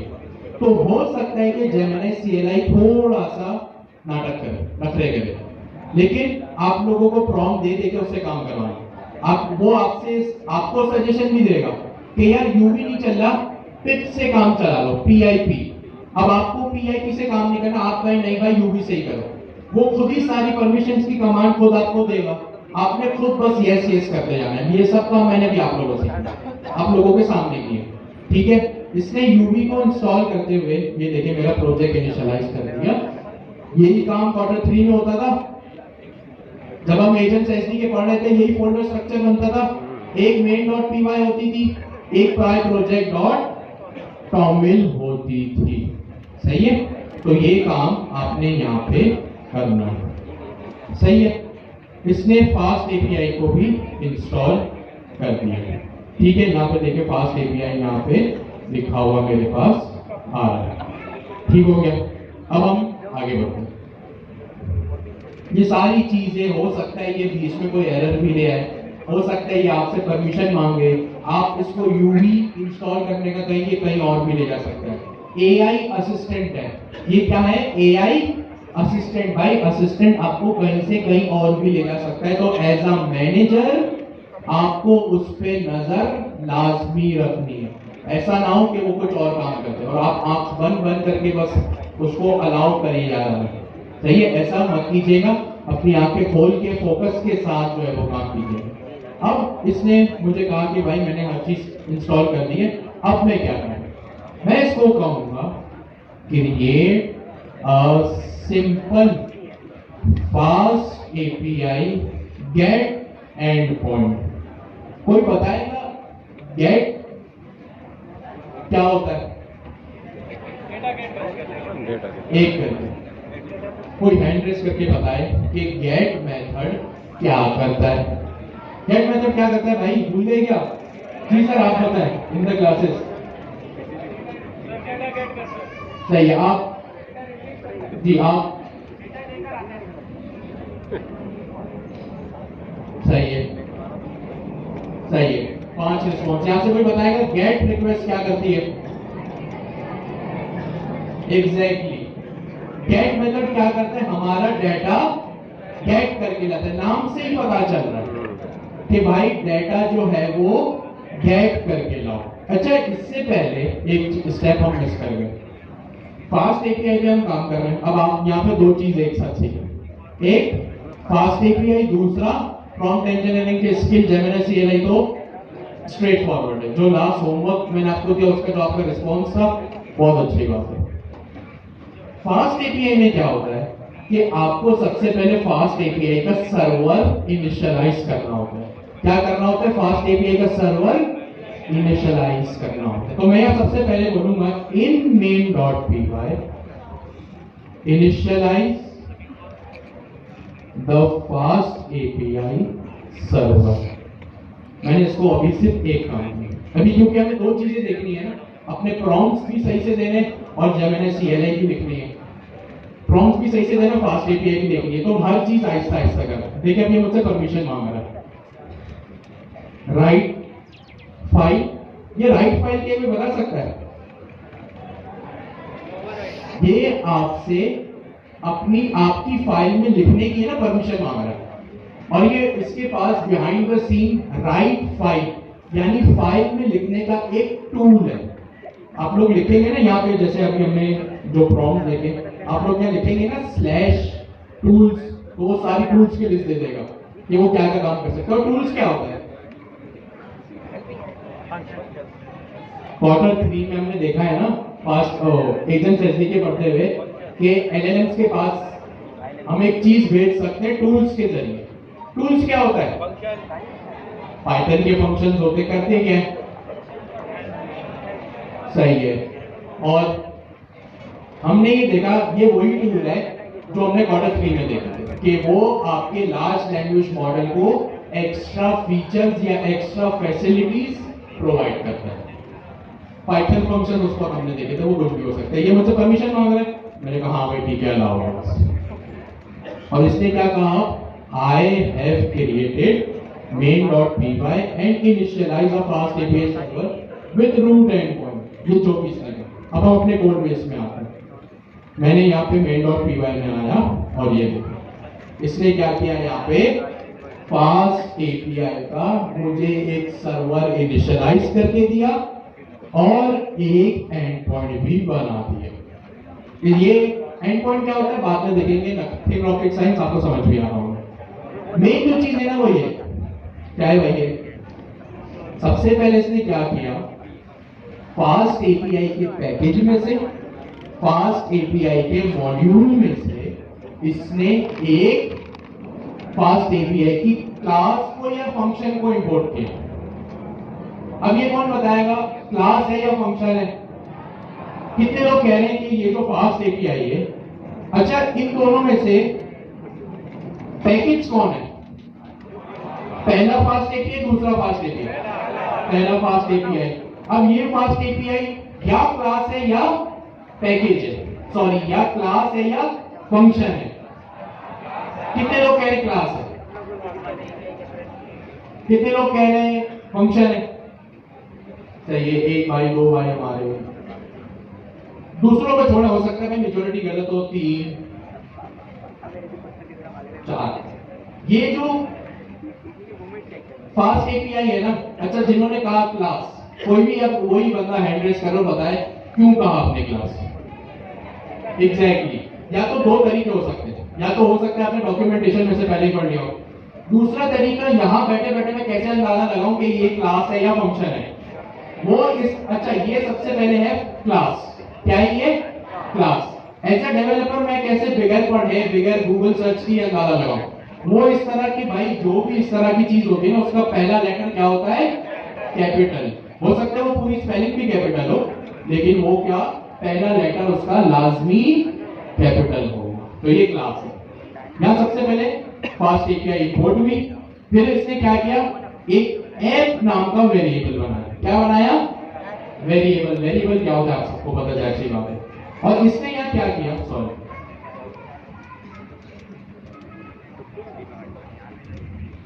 इसने यहां क्या किया, फास्ट एपीआई की क्लास को इनिशियलाइज किया। क्या किया? इनिशियलाइज किया या कॉल किया, एक ही बात है। कोई बता सकते हैं क्लास को इनिशियलाइज क्यों करते हैं? ये हमने जब ऑब्जेक्ट ओरिएंटेड पढ़े थे तब देखा। कोडिंग होती रहेगी। अब बताएं आपने जो यहां तक आज तक 3 क्वार्टर तक सीखा, अब कितना जहन में? क्लास बनाई, क्लास को क्यों इसने राउंड ब्रैकेट्स के साथ कॉल किया? एक मिनट, जिनको आता है अच्छी बात है, लेकिन जिनको नहीं आता है ना, या जिनको सोचने का थोड़ा टाइम चाहिए, उनके लिए थोड़ा सा रुक जाएगा, ज्यादा नहीं 5-10 मिनट। मेरा सवाल ये है कि क्लास इंपोर्ट हुई, ये क्लास है, कैसे पता चला क्लास है? इसका पहला लेटर कैपिटल है, ठीक है, पूरी स्पेलिंग कैपिटल है, कोई मसला नहीं है। लेकिन अब इस क्लास को इंपोर्ट करने के बाद इसको राउंड ब्रैकेट्स लगा के क्यों लिखा?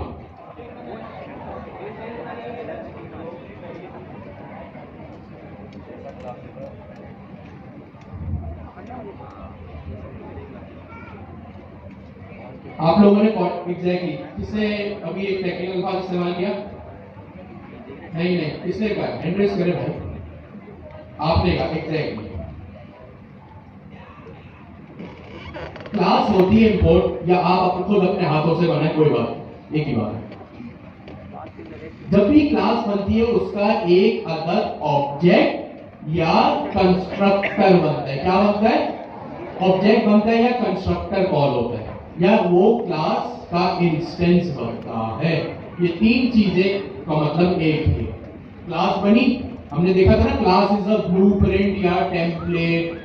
तो वो टेम्पलेट या ब्लूप्रिंट को अब असल शक्ल देने के लिए ये क्लास है। Class is like a recipe book. अब उस रेसिपी बुक में बिरयानी को चंक्स में तोड़ा गया है और लेफ्ट साइड पर उसकी तस्वीर बनी है, वो एक क्लास है। अब वो जो रेसिपी बुक में क्लास है ना, वो ब्लूप्रिंट है, टेम्पलेट है हकीकत में बिरयानी तक पहुंचने का। अगर आपको भूख लगे ना और आपके सामने वो बिरयानी की रेसिपी बुक रख दी जाए, तो एक उसका कोई मतलब नहीं है अनटिल एंड अनलेस उस सारी चीजों को फॉलो करके, इतना मसाला, इतने टेबल स्पून लिए, इतने टी स्पून लिए, उसको फॉलो करके उसका इंस्टेंस बनाएंगे। तो इंस्टेंस बनाना क्लास का बड़ा जरूरी है। और ये चीज अब क्या हुआ, जो भी फास्ट एपीआई का एक इंस्टेंस या ऑब्जेक्ट क्रिएट हुआ, वो इस ऐप के वेरिएबल में आके समा गया, बैठ गया। अब क्या होगा, जब भी आपको फास्ट एपीआई का कुछ भी काम करना है, आप इस ऐप के वेरिएबल को बनाएंगे। आपने ये काम किया है ना, कि for example number is equals to 50। अब इस 50 को जहां भी यूज करना है, आप इस नंबर के वेरिएबल को यूज करेंगे। तो अब आप क्या करेंगे, फास्ट एपीआई का आपने ऑब्जेक्ट बना लिया या इंस्टेंस बना लिया, कंस्ट्रक्टर कॉल हो गया, और आपने यहाँ पे उसको ऐप के वेरिएबल में रख दिया। अब जब भी आपको फास्ट एपीआई का कुछ काम है, तो आप इस ऐप के वेरिएबल को यूज करेंगे, ठीक है। अब सबसे पहली एग्जांपल @ऐप। जब भी आपको फास्ट एपीआई का कुछ भी काम है, आपको लिखना पड़ेगा @ऐप। क्या लिखना पड़ेगा? @ऐप। कोई बता सकते हैं @ऐप और इस ऐप में क्या डिफरेंस है? एक अदर, ये डेकोरेटर है। क्या है? डेकोरेटर। यही अपने फंडामेंटल स्ट्रॉन्ग करो, 1-2 एंड पॉइंट में दिमाग में बैठ लेगा फास्ट एपीआई। तो भाई जब 2 एंड पॉइंट बन सकते तो आगे 200 भी बन सकते हैं। तो @ऐप ये एक डेकोरेटर है। डेकोरेटर का क्या मतलब होता है कि भाई जो भी इसके नीचे फंक्शन बनेगा वो सबसे पहले कॉल होगा। आसान लफ्जों में ये फंक्शन इस ऐप का रिटर्न स्टेटमेंट बन जाएगा। ये हमने क्वार्टर 3 में देख लिया, इसके आगे नहीं जाएगा। अब ये भी बता सकते हैं .get। ऐसी बात है हमें। एक और चीज, अभी जो मैंने कहा ना, इसका ऑब्जेक्ट बना। क्या बना? ऑब्जेक्ट बना। ऑब्जेक्ट को किस तरह यूज करते हैं? डॉट लगा के। किस तरह यूज करते हैं? डॉट लगा के। तो एक और प्रूफ आपके पास आ गया कि फास्ट एपीआई का एक ऑब्जेक्ट बन रहा है और ये ऑब्जेक्ट इस वेरिएबल को असाइन हो रहा है f.get। कोई बता सकता है ये गेट क्या है? सर उधर पढ़ा रहा है, इधर पढ़ा रहा है। ये गेट क्या है सोच के बताएं। क्वार्टर 2 में पढ़ा हुआ है। करंट मेथड है।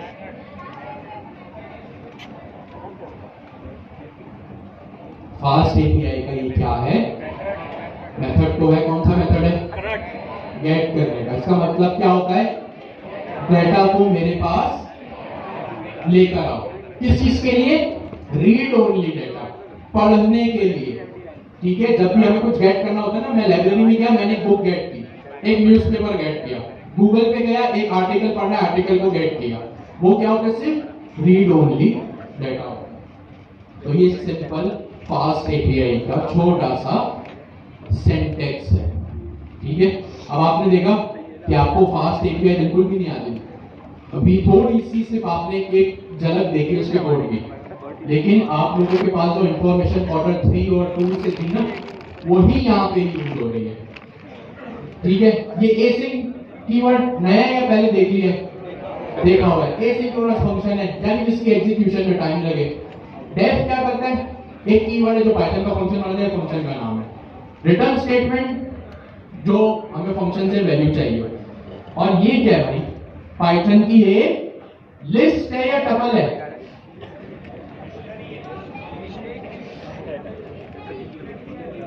लिस्ट है या टपल है या सेट है? क्या है? सोच के बताएं। ये पाइथन की एक अदर डिक्शनरी है। क्या है?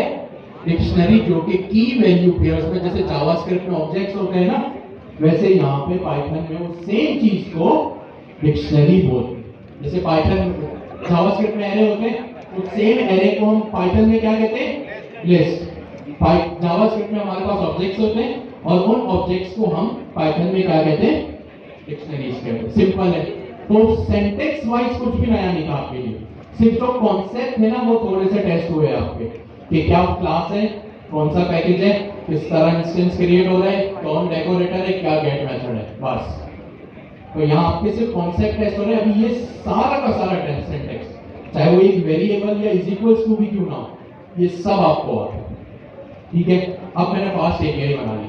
अब हम क्या करेंगे? फास्ट एपीआई के सर्वर को अप करेंगे। पहले मैं यहाँ आप लोगों के लिए लिख भी दूँ, ताकि घर जाके जब आप लोग बैठे तो आपको इजी है। क्या लिखे भाई? यहाँ मैंने हेडिंग लगाई फास्ट एपीआई के लिए वर्चुअल एनवायरनमेंट। अच्छा, यहाँ मैं लिख देता हूँ ऑप्शन।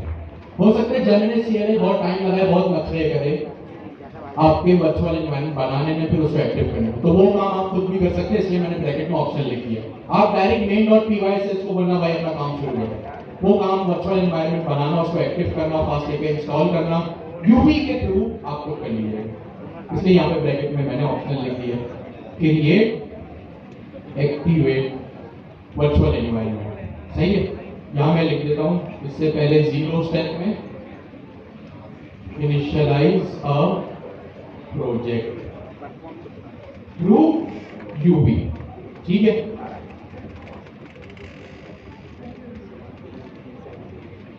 ये काम एक हो गया। सही है, 0 1। तीसरा स्टेप क्या था? Make an instance and. अब यहां से काम आपका शुरू होगा प्रॉम्प्ट के जरिए। यहां मैंने लिख दिया प्रॉम्प्ट, इसकी सब हेडिंग में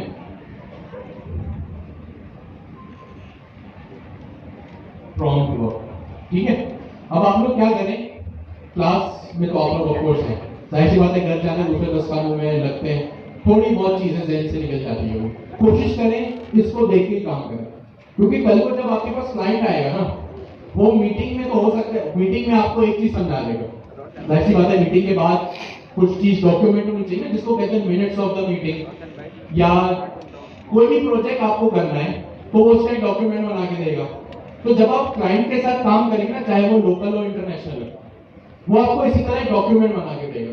तो कोशिश करें चीजों को, चाहे वो ये हमारी रीडमी की फाइल हो या कोई भी डॉक्यूमेंटेशन हो, चाहे वो फास्ट एपीआई की डॉक्यूमेंटेशन हो, अभी सर की बुक का रेफरेंस दिया वो हो, जेमिनी सीएलए के साथ और खेलना हो, कोशिश करें चीजों को पढ़ पढ़ के करने की आदत आओ।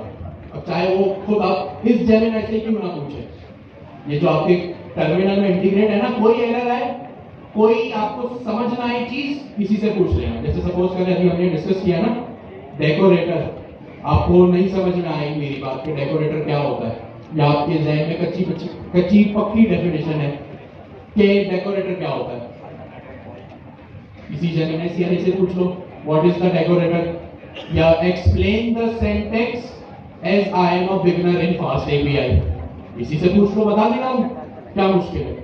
अब तो कोडिंग भी ये करेगा, समझाएगा भी ये, ठीक है, तो इसलिए आप कोई टेंशन नहीं। अब मैं इसको कहूंगा भाई फास्ट एपीआई का सर्वर रख करो।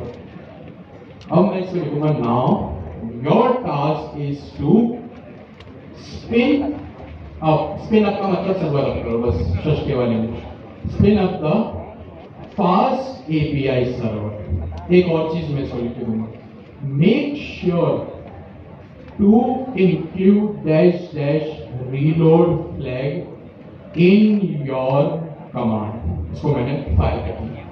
अब ये एक चीज जो मैंने लिखी है ना, make sure to include the, इसको पहले मैं परमिशन दे दूं, देखें ये फास्ट एपीआई के सर्वर को अप करने की कमांड। इसको मैंने क्या कंट्रोल सी, इसको मैं अलाउ कर दूं, फिर हम डिस्कस करते हैं कि व्हाट इज दिस। ये क्या चीज है भाई, व्हाट इज यूवी? मेरा पैकेज मैनेजर, जैसे पहले पिप होता था ना, या पोएट्री होता था, या कॉन्डा होता था, अब कौन है, यूवी रन। ये काम हम पहले भी कर चुके, ठीक है। अच्छा ये चीज मैंने आई थिंक लिख कर रखी है,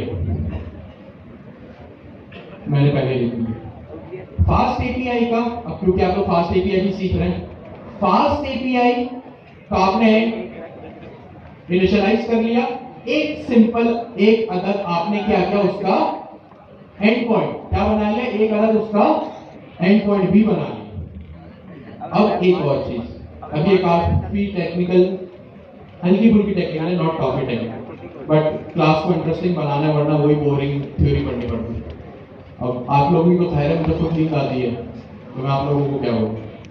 एनीवेज फास्ट एपीआई, जैसे हम आप लोग नेक्स्ट जेस लिखते थे, लिख के छोड़ देते थे, या आप लोग कमांड लिखते थे npm run dev या npm run test या build, जो भी, जो आप लोग npm run dev करते थे ना, वो क्या करता था, नेक्स्ट.js का सर्वर अप करता था। आप लोग कब तक इसको पढ़े, ये कमांड है, और उस कमांड में हर अल्फाज क्या कर रहा है, ये नीचे लिखा हुआ है।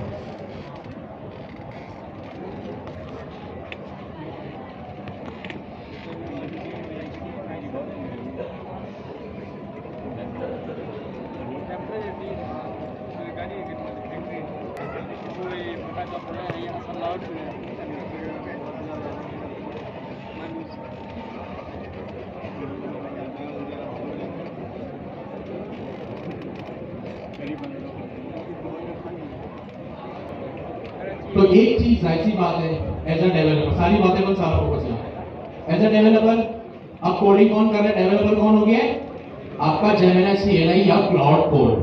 आप कौन है, ऑर्केस्ट्रेटर या मैनेजर। जाहिर सी बात है, मैनेजर को पता तो होना चाहिए ना हो क्या रहा है, वरना तो असिस्टेंट कुछ भी करते, मैनेजर बोलेगा वाह यार बहुत अच्छे, या अगर कुछ गड़बड़ हो भी गई तो मैनेजर क्या ही कर लेगा जब उसको कुछ आता नहीं है। तो फास्ट एपीआई आपने देख लिया, उसका इंस्टेंस कैसे बनता है, उसको इंस्टॉल करो, सिंपल एक अदद वेरिएबल के अंदर उसका एक ऑब्जेक्ट क्रिएट करो, खत्म, इंस्टेंस बन गया। नंबर 1। नंबर 2, फास्ट एपीआई जैसे आप लोग नेक्स्ट.js का सर्वर अप कर देते ना, npm run dev लिख के, या कोई yarn यूज करता हो, या pnpm यूज करता हो, या वन लिख के वन यूज करता हो, वो उन पैकेज मैनेजर्स के थ्रू यूज करता था, ये सर्वर अप करता था। फास्ट एपीआई में हमारा पैकेज मैनेजर कौन है, यूवी, ठीक है। अब इसका सर्वर अप करने की कमांड क्या है, इसका सर्वर अप करने की जो इंस्ट्रक्शन है वो ये है यूवी रन, यूवी कौन, main colon app dash dash reload. अब ये यूवी रन क्या है भाई, ये यूवी रन मेरी फाइल को रन करने का रिस्पॉन्सिबल है। जैसे हमने क्वार्टर 3 में एंजल्स एसडी के वक्त देखा था ना, लिखते थे यूवी रन main.py, यहाँ पे ये वही काम कर रहा है। नंबर 1। यूबीकॉन क्या है? यूबीकॉन खुद से एक सर्वर है जो फास्ट एपीआई की एप्लीकेशन को संभालने का जिम्मेदार है। आपको एज अ डेवलपर इसकी टेंशन नहीं लेनी। यूबी क्या है? Package manager. यूबी क्या है? Package manager. यूबीकॉन क्या है? एक सर्वर है जो फास्ट एपीआई को अपने पास रखने का जिम्मेदार है। यानी फास्ट एपीआई की जो भी ऑर्केस्ट्रेशन या मैनेजमेंट होगी वो कौन करेगा? यूबीकॉन। आपको इसकी टेंशन लेने की नीड नहीं है। जब फास्ट एपीआई इंस्टॉल हुई ना, आपने फास्ट एपीआई को लिख के जब इंस्टॉल किया, ये यूबीकॉन का सर्वर खुद ब खुद उसके साथ इंस्टॉल हो गया और आपको पता भी नहीं चला। सही है? अब लेकिन ऑर्केस्ट्रेटर हो ना भाई, तो पता तो होना चाहिए। तो यूबीकॉन क्या है? फास्ट एपीआई का सर्वर है जो उसका जिम्मेदार है फास्ट एपीआई को रन करने का। इसको कहते हैं ASGI सर्वर। वो ASGI और WSGI क्या होता है वो बात की बात है, वो अभी उसमें नहीं है। तो अब लेकिन आपको पता होना चाहिए, जब आपने कमांड चलाई ना यूबी इंस्टॉल फास्ट एपीआई, तो ये यूबीकॉन का सर्वर उसके साथ इंस्टॉल हो गया। अच्छा, अब ये मेन क्या है? ये मेन है आपका फाइल का नाम। क्या है? फाइल का नाम। ध्यान में रखिएगा, मेन लिखना है, main.py नहीं लिखना, एक्सटेंशन नहीं लिखना, सिर्फ फाइल का नाम। अभी मेरी फाइल का नाम क्या मेन है, तो देखिए मेरी फाइल का नाम क्या है? मेन। अगर मेरी फाइल का नाम यहाँ पे इंडेक्स हो तो इस कमांड क्या हो जाएगी? इंडेक्स। मेरी फाइल का नाम अगर index.py हो तो क्या होगा? इंडेक्स। अगर मेरी फाइल का नाम हो मेरी प्यारी फाइल.py तो मेरी प्यारी फाइल.py, sorry no extension, my bad. अभी नाम क्या है? मेन। अब ये किस चीज का नाम है? ये मेरे इंस्टेंस के वेरिएबल का नाम है। क्या है? इंस्टेंस के वेरिएबल का नाम। क्या मैं सही कह रहा हूं? तो देखें, मेरी इंस्टेंस के वेरिएबल का नाम यही है। अगर मैं इसका नाम रख दूं मेरा इंस्टेंस, अब क्या होगा? अब ये कमांड क्या हो जाएगी? मेरा इंस्टेंस। ठीक है, तो ये चीज बेसिक्स आपको पता होना जरूरी है। डैश डैश रीलोड भाई, अच्छा आपको नहीं दिख रहा होगा उसके पीछे, चलो मैं इसको नीचे कर देता। ये रहा हाइफन रीलोड। ये क्या करेगा? अच्छा, अगर आप ये चीज नहीं लिखेंगे ना, तो जब भी आप अपनी फास्ट एपीआई के कोड में कुछ भी चेंज करेंगे, वो चेंजेस रिफ्लेक्ट नहीं होंगे। आपको क्या करना पड़ेगा? बार बार अपना सर्वर रीस्टार्ट करना पड़ेगा, जो कि बहुत मुश्किल है, टाइम कंज्यूमिंग है। अगर आप चाहते हैं ना आप एक डॉट भी चेंज करें, जब पूरा का पूरा एंड पॉइंट एक नया लिखें, तो डैश डैश रीलोड आप लगाओगे। इससे क्या होगा? आप कुछ भी चेंज करोगे, आप बस अपना पेज रिफ्रेश करोगे और आपके चेंजेस रिफ्लेक्ट हो जाएंगे। तो बस एक छोटी सी कमांड है, यूबी रन आपका पैकेज मैनेजर, यूबीकॉन आपका सर्वर, मेन आपकी फाइल का नाम, एप आपके इंस्टेंस का नाम। ये सारी चीजें यहाँ पे लिखी हुई है। यहाँ पे लिखा हुआ भी है dash dash reload, auto restart the code changes. यूबीकॉन क्या करते हैं? Server that actually serve your fast API apps to the user. यानी आपके कोड बेस से यूजर तक पहुंचाने की आपकी जो जिम्मेदारी है, वो कौन करेगा? यूबीकॉन करेगा। सिंपल। यहाँ पे कैसे काम कर दिया? क्यों गया? यूबीकॉन को मिलाने को अभी इंस्टॉल कर रहा है, तो इसने उसके साथ किया था, तो अब ये भी इंस्टॉल हो गया। कुछ भी अब आपने ये भी देखा जेमिनी सीएलआई के कमाल, उसको जो चीज नहीं मिली उसने एरर नहीं भेजा, उसने आपको रिकमेंड किया।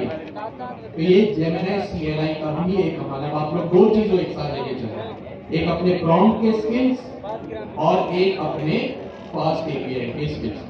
देखिए इसने भी यही कमांड लिखी, यूबी रन यूबीकॉन main app main dash dash reload. ठीक है, इसने क्या लिया? यही काम अपने पास कर दिया। अब मैं क्या करूंगा? अपने ब्राउजर पे आऊंगा और मैं यहाँ एक URL लिखूंगा। क्या URL लिखूंगा? Local host 8000। क्या लिखा मैंने? Local host 8000। जैसे मैंने इस पे क्लिक किया, होपफुली मेरा सर्वर जो है वो यहाँ पे अब हो जाएगा। क्या मसला आया भाई? मे भी कोई इशू आया।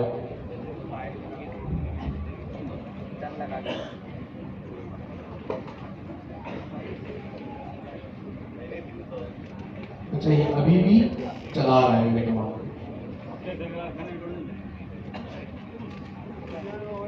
UV code has been installed. Now I will try to spin up the fast API server again with the dash reload flag.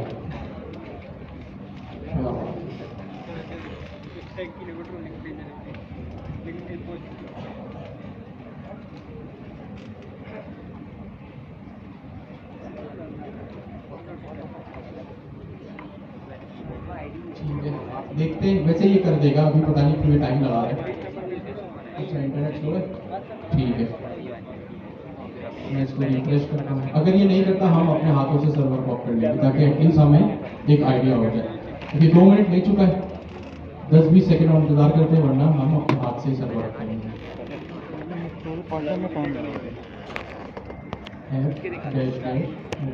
UV कौन लगाना है? UV कौन एंटर किया। नेम ऐप इज नॉट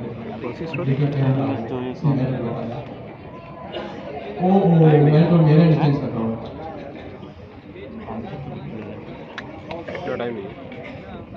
ये फजूल याद में। चैटिंग कर रहे हैं। फंस गया। चले, अब मैं यहाँ पे आकर रिफ्रेश करता हूँ और ये मेरा एक सबसे पहले फास्ट एपीआई का मैसेज मुझे रिटर्न हो गया। बट कमाल की बात ये नहीं है, एटलीस्ट कमाल की बात ये है कि हमारा सर्वर अप है, हमें चीजें जो है वो दिखने लगी। फास्ट एपीआई का सबसे बड़ा कमाल क्या है? क्या बता दिया? ये आपको डॉक्यूमेंटेशन भी खुद करके देता है। क्या करके देता है? डॉक्यूमेंटेशन भी खुद करके देता है, खुद बना के। वो किस तरह बना के देगा? आप लिखेंगे लोकल होस्ट 8000। अब देखिए गेट की रिक्वेस्ट ना तो इस तरह आ गया। अब समझे, अगर ये पोस्ट की रिक्वेस्ट है जिसको डाटा भेजना है और डाटा किस फॉर्म में जाता है, चले बताएं। डाटा किस सूरत में जाता है? जेसन की सूरत में जाता है। क्यों? क्योंकि सर्वर पे सिर्फ जेसन चलती है, जेसन इन जेसन आउट। सही है? तो यार गेट रिक्वेस्ट ही मुझे दिख गई, और ये गेट रिक्वेस्ट भी सिर्फ रूट लेवल पर ही तो दिख गई, वरना मुझे अगर कोई और इसका URL होता ना, अच्छा ये मुझे क्यों दिखा? सिर्फ लोकल होस्ट 8000 में क्यों दिखा? क्यों? क्योंकि मेरा जो यहाँ पे रूट था ना, एक चीज हम मिस कर गए। app.get आपने लिखा और यहाँ पे क्या हो गया? आपने लिखा फॉरवर्ड स्लैश। क्या लिखा आपने?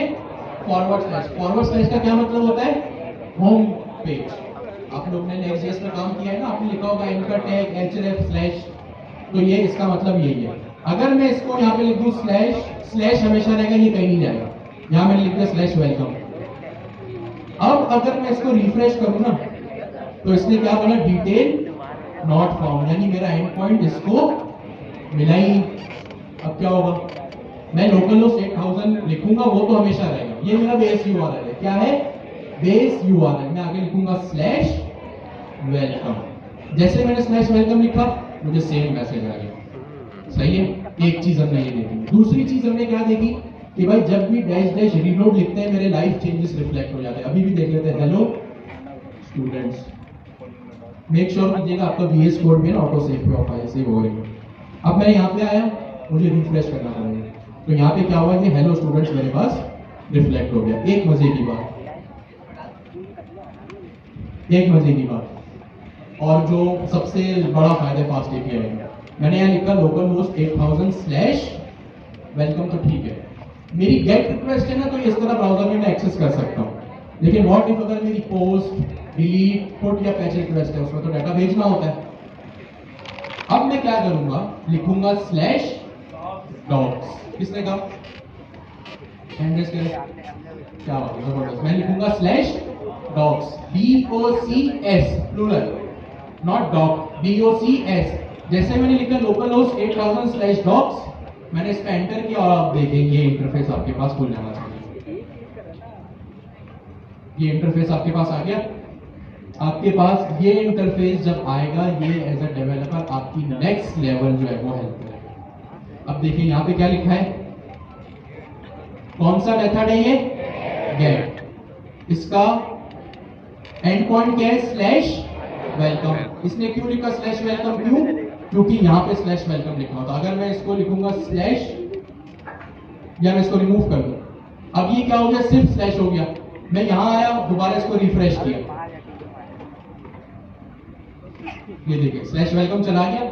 यानी जो भी मेरा एंड पॉइंट होगा, जो भी यूआरएल का पाथ होगा या एड्रेस होगा, वो कहां आएगा, यहां पर आ जाएगा। और यहां पे मैं इसको जब एक्सेस करूंगा तो इसको एक्सेस करने का एक तरीका है। इस पे मैंने ये देखिए यहाँ पे एक आपको एक आइकन दिख रहा है, वो देखिए कॉर्नर पे एरो, इसका मतलब है कि मैं इस पे क्लिक करूंगा तो एक विंडो खुलेगी।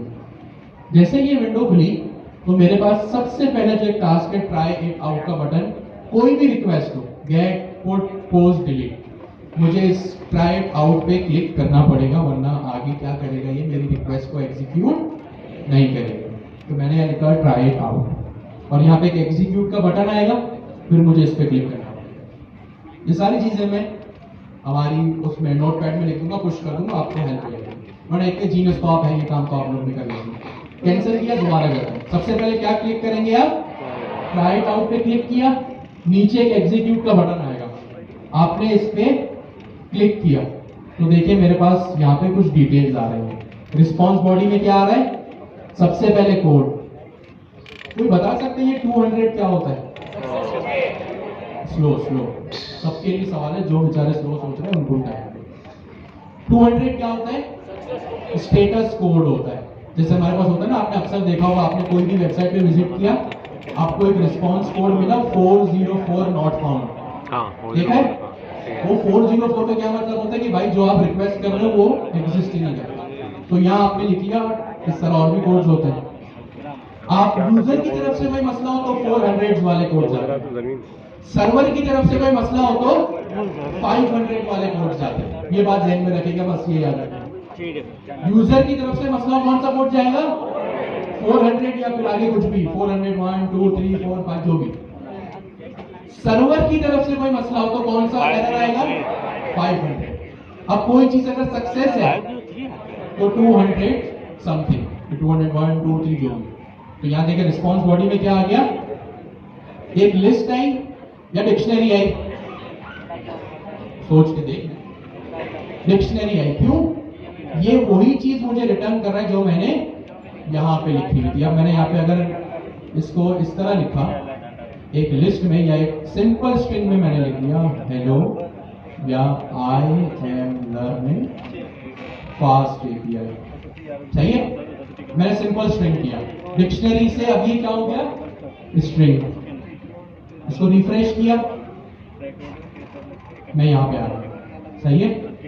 सबसे पहले क्या करूं, ट्राई इट आउट, फिर एग्जीक्यूट, और फिर यहां पे मेरे पास क्या आ गया, I am learning fast, simple. ठीक है? अभी जितनी भी हमने डिस्कशन की उसको 2 मिनट अपने बराबर से डिस्कस करें, फिर हम एक फंक्शनल एंड पॉइंट बनाते हैं, सही है? ताकि आप लोगों को थोड़ा सा और आसानी हो।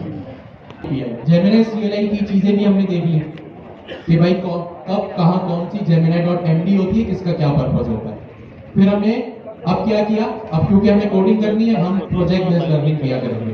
तो हमने किस स्टैक को चूज किया, किस स्टैक को चूज किया, किस टेक्नोलॉजी को चूज किया, फास्ट एपीआई। अब ये फास्ट एपीआई के सारी क्लासेस पढ़ेंगे या सिर्फ हम पढ़ रहे हैं?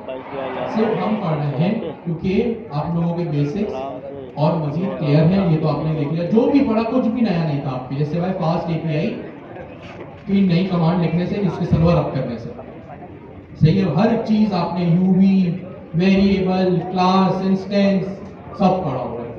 और एक जो मेजर सबसे बड़ा ब्रेक थ्रू और ब्रेकिंग न्यूज ये है कि आप लोग हर चीज अब Gemini CLI के थ्रू करेंगे। तो सबसे पहले हमने यहाँ पे क्या किया, कमांड लिखकर सर्वर अप कर दिया, सही है? ये काम वो भी करो, तो मैंने कहा थोड़ा सा उसका इंस्टेंस का नाम खराब कर दिया था वेरिएबल का, वरना ये काम Gemini CLI खुद कर लेगा, सही है? अब मैंने क्या किया, फिर इसके बाद to access fast API endpoints. सबसे पहले हमने क्या किया, लोकल होस्ट 9000 या 8000, हम किस पे गए, लोकल होस्ट 8000 पे गए जो फास्ट एपीआई के सर्वर का कॉस्ट है। जैसे नेक्स्ट जेएस में लोकल होस्ट 3000 होता था ना, अभी 8000। सही है। अब सेकंड चीज हमने क्या की, फॉर डॉक्स या डॉक्यूमेंटेशन हमने क्या लिखा, लोकल होस्ट 8000/docs। ये दो काम हमने किए। फिर हमने क्या काम किया, 2.1 टू एग्जीक्यूट या to request the endpoint. अब ये सारी मैं टेक्निकल वर्ड्स यूज कर रहा हूं और सबका मतलब आपको पता है। रिक्वेस्ट क्या होता है, एंड पॉइंट क्या होता है, हर चीज आपको पता है। To request the endpoint, expand the bar, जो भी क्या आप कह रहे हैं।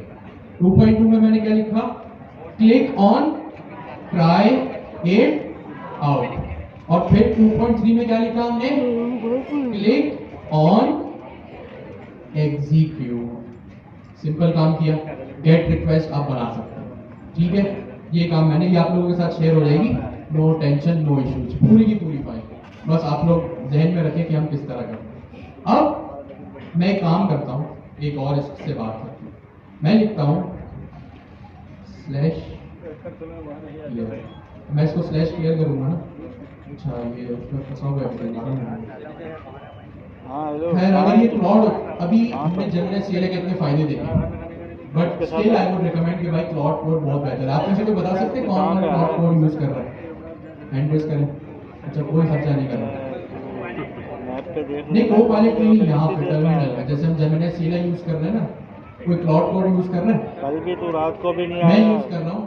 तो मैं आपको एक अपने एक्सपीरियंस से बात बता सकता हूँ कि क्लाउड कोड हर किसी से बहुत ज्यादा बेहतर है, हद से ज्यादा।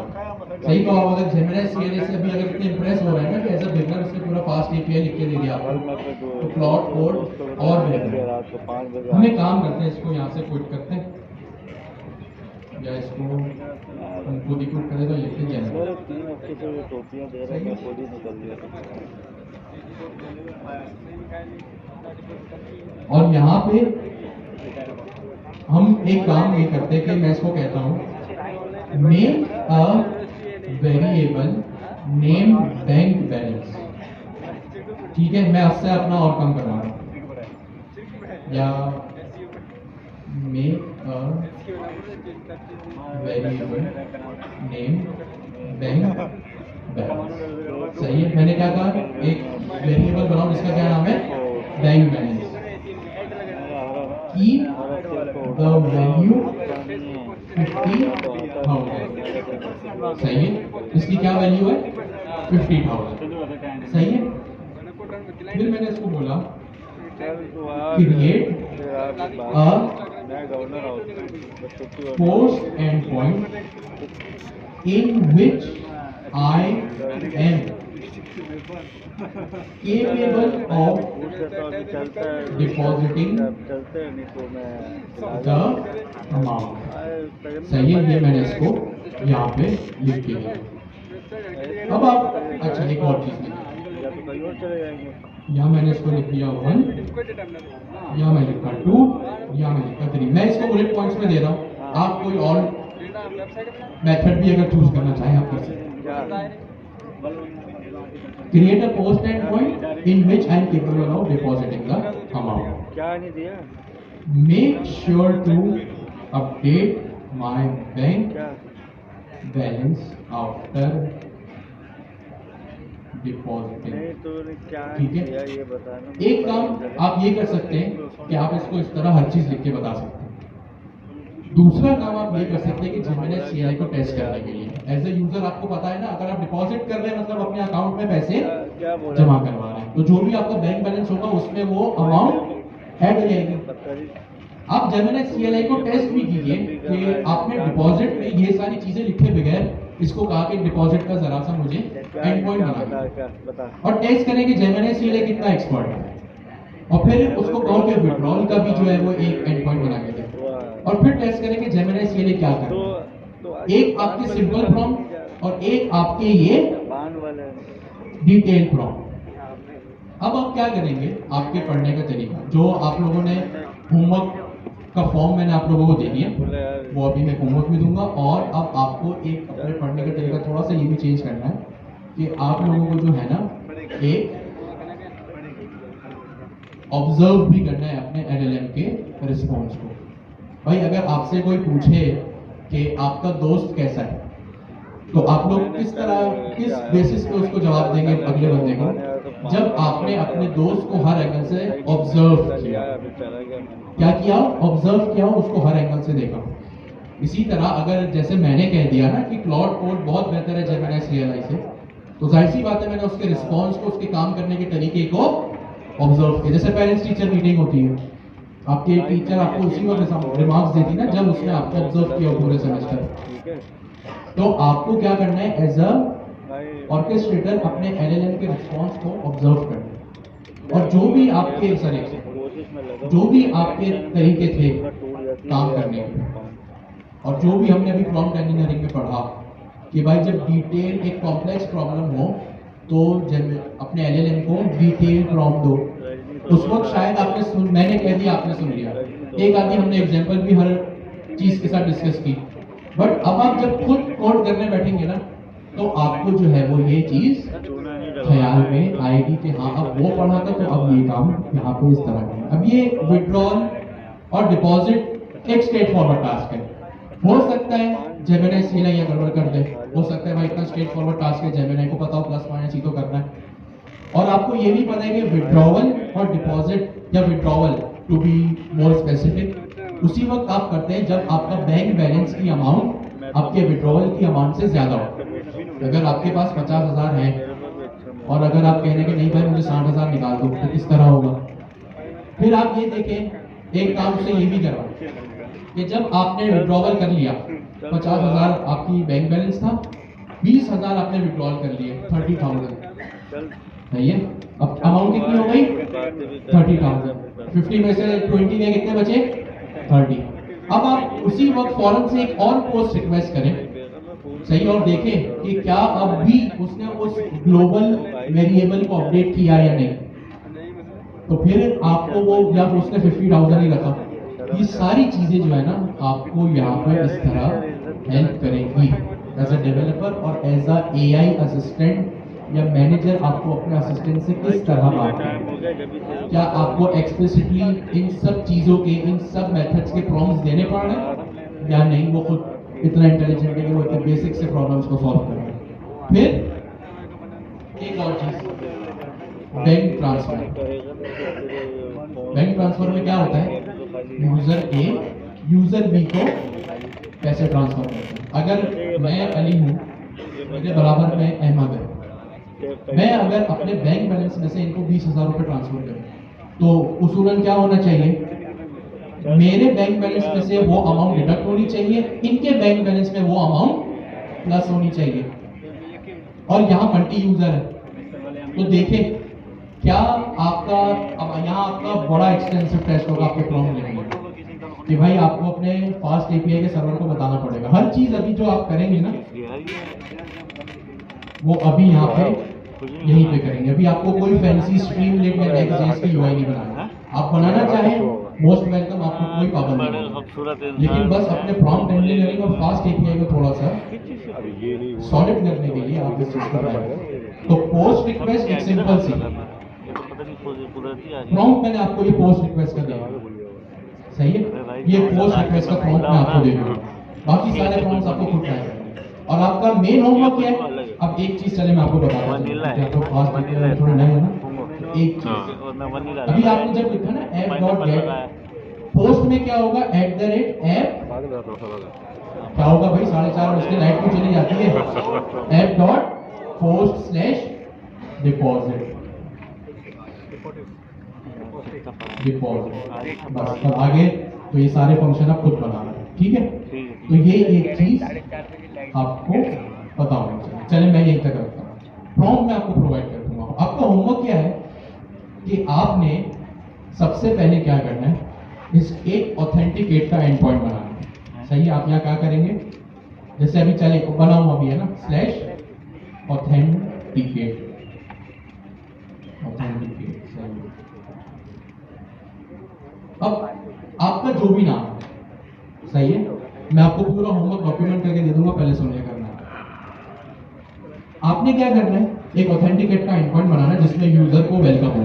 अब आप खुद सोचे कि आप मोबाइल बैंकिंग किस तरह यूज करते हैं। आपने मीजान बैंक या कोई भी ऐप खोली, सबसे पहले आप क्या करते हैं, अपना नाम लिखते हैं और 4 डिजिट पिन रखते हैं, सही है। तो अब आप ये देखें कि आप किस तरह यहाँ पे अपना नाम लिखेंगे। मेरा नाम अली है, मैंने लिखा अली, और फिर मैंने कोई भी पिन देके, जैसे 41111, मैंने पिन लगा, एग्जीक्यूट किया, मैं ऑथेंटिकेट हो गया, खत्म हो गई बात। सिंपल, जो भी मुझे वेलकम मैसेज आ रहा है वही वेलकम मैसेज मुझे आ रहा है। सपोज करें यहाँ मैंने बैंक बैलेंस भी लिख दिया अपना, बैंक बैलेंस जैसे बनाया था, अच्छा मैंने वो बैंक बैलेंस, सही, यहाँ मैंने सिंपल लिख दिया, ठीक है। होगा क्या, जैसे ही आप ऑथेंटिकेट के राउट पे हिट करेंगे ना, रिक्वेस्ट करेंगे, तो आपका नाम और आपका जो है वो पिन नंबर वो आपसे मांगेगा। सिंपल, एक होमवर्क आपको ये करना है। दूसरा homework, withdrawal deposit plus minus है, कोई रॉकेट साइंस नहीं है, आपने देख लिया, वो ये कर सकते हैं, वो भी करना है, सही। तीसरी चीज आपको बनानी है एक मल्टी यूजर सिंपल सा नेक्स्ट.js, चाहे स्ट्रीमलेट, चाहे चेनलेट, चाहे आपकी मर्जी। मेरी रिक्वायरमेंट और डिमांड आपसे ये है कि आप सिर्फ इस रेस्ट एपीआई के डॉक्स पे या फास्ट एपीआई के डॉक्स पे, जैसे अभी यहाँ गेट लिखा आ रहा है ना, बाद में यहाँ लिखाएगा पोस्ट, एक और बार बनेगा पोस्ट, और वहां पर उसका एंड पॉइंट या बैंक ट्रांसफर जो भी है। सर एक सेंस नहीं, आप पर्सनली आगे पूछ लीजिएगा, नो इशू, सही है। जैसे ही मैंने लिखा अली तो वो मुझे ऑथेंटिकेट हो गया, सही है। मैंने किसको ट्रांसफर किए, अहमद को, जो भी अमाउंट ट्रांसफर की, किसको ट्रांसफर की, अहमद को। अब मैंने क्या किया, जब मैंने अली को ट्रांसफर किया, सॉरी अली ने अहमद को ट्रांसफर किया, तो मेरे पास से वो डिडक्ट होंगे, इनके पास वो ऐड होंगे। जब मैंने अपना, और ये बन जाएगा लिटरली, ये मैक्सिमम अगर आप प्रॉम्प्ट थोड़ा सा फोकस करें ना, ये 1 घंटे का काम, बस सुन लेके करना है। मैं आपको लिख के भी दे दूंगा। अली ने ट्रांसफर किया अहमद को, मेरा बैंक बैलेंस डिडक्ट हुआ, अहमद का ऐड हो गया। जब ऑथेंटिकेट अली था ना, यहां से ऑथेंटिकेट के राउट पे, तो मेरा बैंक बैलेंस आ रहा था 50,000। अब वो आएगा कितना, 20,000 में ट्रांसफर कर दिया, कितना आएगा, 30,000। अब जब जिसको मैंने ट्रांसफर किया ना, मैंने अहमद को ट्रांसफर किया, किसको ट्रांसफर किए, अहमद को।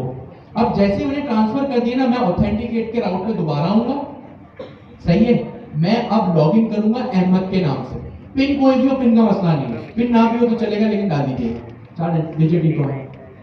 अहमद के नाम से मैंने ऑथेंटिकेट किया, और वहां जितने 20,000 मैंने डिपॉजिट किए ना, वो अहमद के बैंक बैलेंस में ऐड हो गया। जब मैंने अहमद क्यों कहा, क्योंकि मैंने बैंक ट्रांसफर किसके नाम से किया है। आप लोग भाई किसी को भी बैंक ट्रांसफर करते तो फिर उसी बंदे को फोन करते ना, यार देख ले पेमेंट भेज दी है, या किसी और बंदे को करते हैं, उसी बंदे को करते हैं ना। तो इसीलिए अगर जब आप बैंक ट्रांसफर करेंगे, तो बैंक ट्रांसफर के वक्त अहमद का नाम लिखेंगे, और फिर ऑथेंटिकेट बाद में अहमद के नाम से करेंगे। अगर आपने अब्दुल्ला को ट्रांसफर किए, तो फिर ऑथेंटिकेट किसके नाम से करेंगे, अब्दुल्ला के नाम से। अगर आपको ये टेक्निकल रिक्वायरमेंट समझ में आ गई, क्योंकि देखिए अब जो भी है ना बिजनेस से रिलेटेड है, क्लाइंट जब आपके पास आएगा ना, और जो मैं आपको लिख के दूंगा, मेरी पूरी कोशिश है आप क्लास में हलवा काम ना कराओ, जो आपको बाहर जाके काम है वो आप काम करो। जब आप किसी भी क्लाइंट के साथ काम करोगे ना, वो आपको इसी तरह एक डॉक्यूमेंट में सारी अपनी रिक्वायरमेंट लिख के देगा कि एक यूजर ने ट्रांसफर किया यूजर बी को, यूजर ए का बैलेंस डिडक्ट हो, यूजर बी का प्लस हो जाए। अगर आपको ये पढ़ के काम करने की आदत आ गई, आपको इंडस्ट्री में जाके मुश्किल नहीं होगी। इंडस्ट्री के जो अपने चैलेंजेस हैं प्रोफेशनल लाइफ के, वो है, मैं उसकी बात नहीं कर रहा, मैं टेक्निकल चीजों की बात कर रहा हूँ, सही है। अभी घर जाओ, लिंक्डइन पे जो पढ़ा, जो प्रैक्टिस करोगे, जो भी काम किया, सब पोस्ट करोगे। फॉर्म्स मैंने गिटहब रिपोजिटरी पे लगा दिया, गिटहब रिपोजिटरी का लिंक भी मैंने यहाँ पे आपको प्रोवाइड करा, डिस्कॉर्ड भी है, सब है। मैं सारी चीजें लिख के दे दूंगा, होमवर्क भी, पोस्ट रिक्वेस्ट कैसे बनानी है, उसका प्रॉम्प्ट वगैरह सब। घर जाना, पहले प्रैक्टिस करना, जो क्लास में थे सबसे पहले वो प्रैक्टिस, फिर पोस्ट रिक्वेस्ट कैसे बनाओगे विड्रॉ में, वो काम दूसरा। तीसरे स्टेज पे जाके फिर आप होमवर्क करोगे, और इस डॉक्यूमेंट से पढ़ के करोगे। यहाँ पे सर जी की बुक दी, कोई भी काम हो डिस्कॉर्ड लिंक्डइन पे मैं अवेलेबल हूँ, मेरे टीम मेंबर्स भी अवेलेबल हैं। थैंक यू सो मच, आज के लिए इतना काफ़ी है। अल्लाह हाफिज़।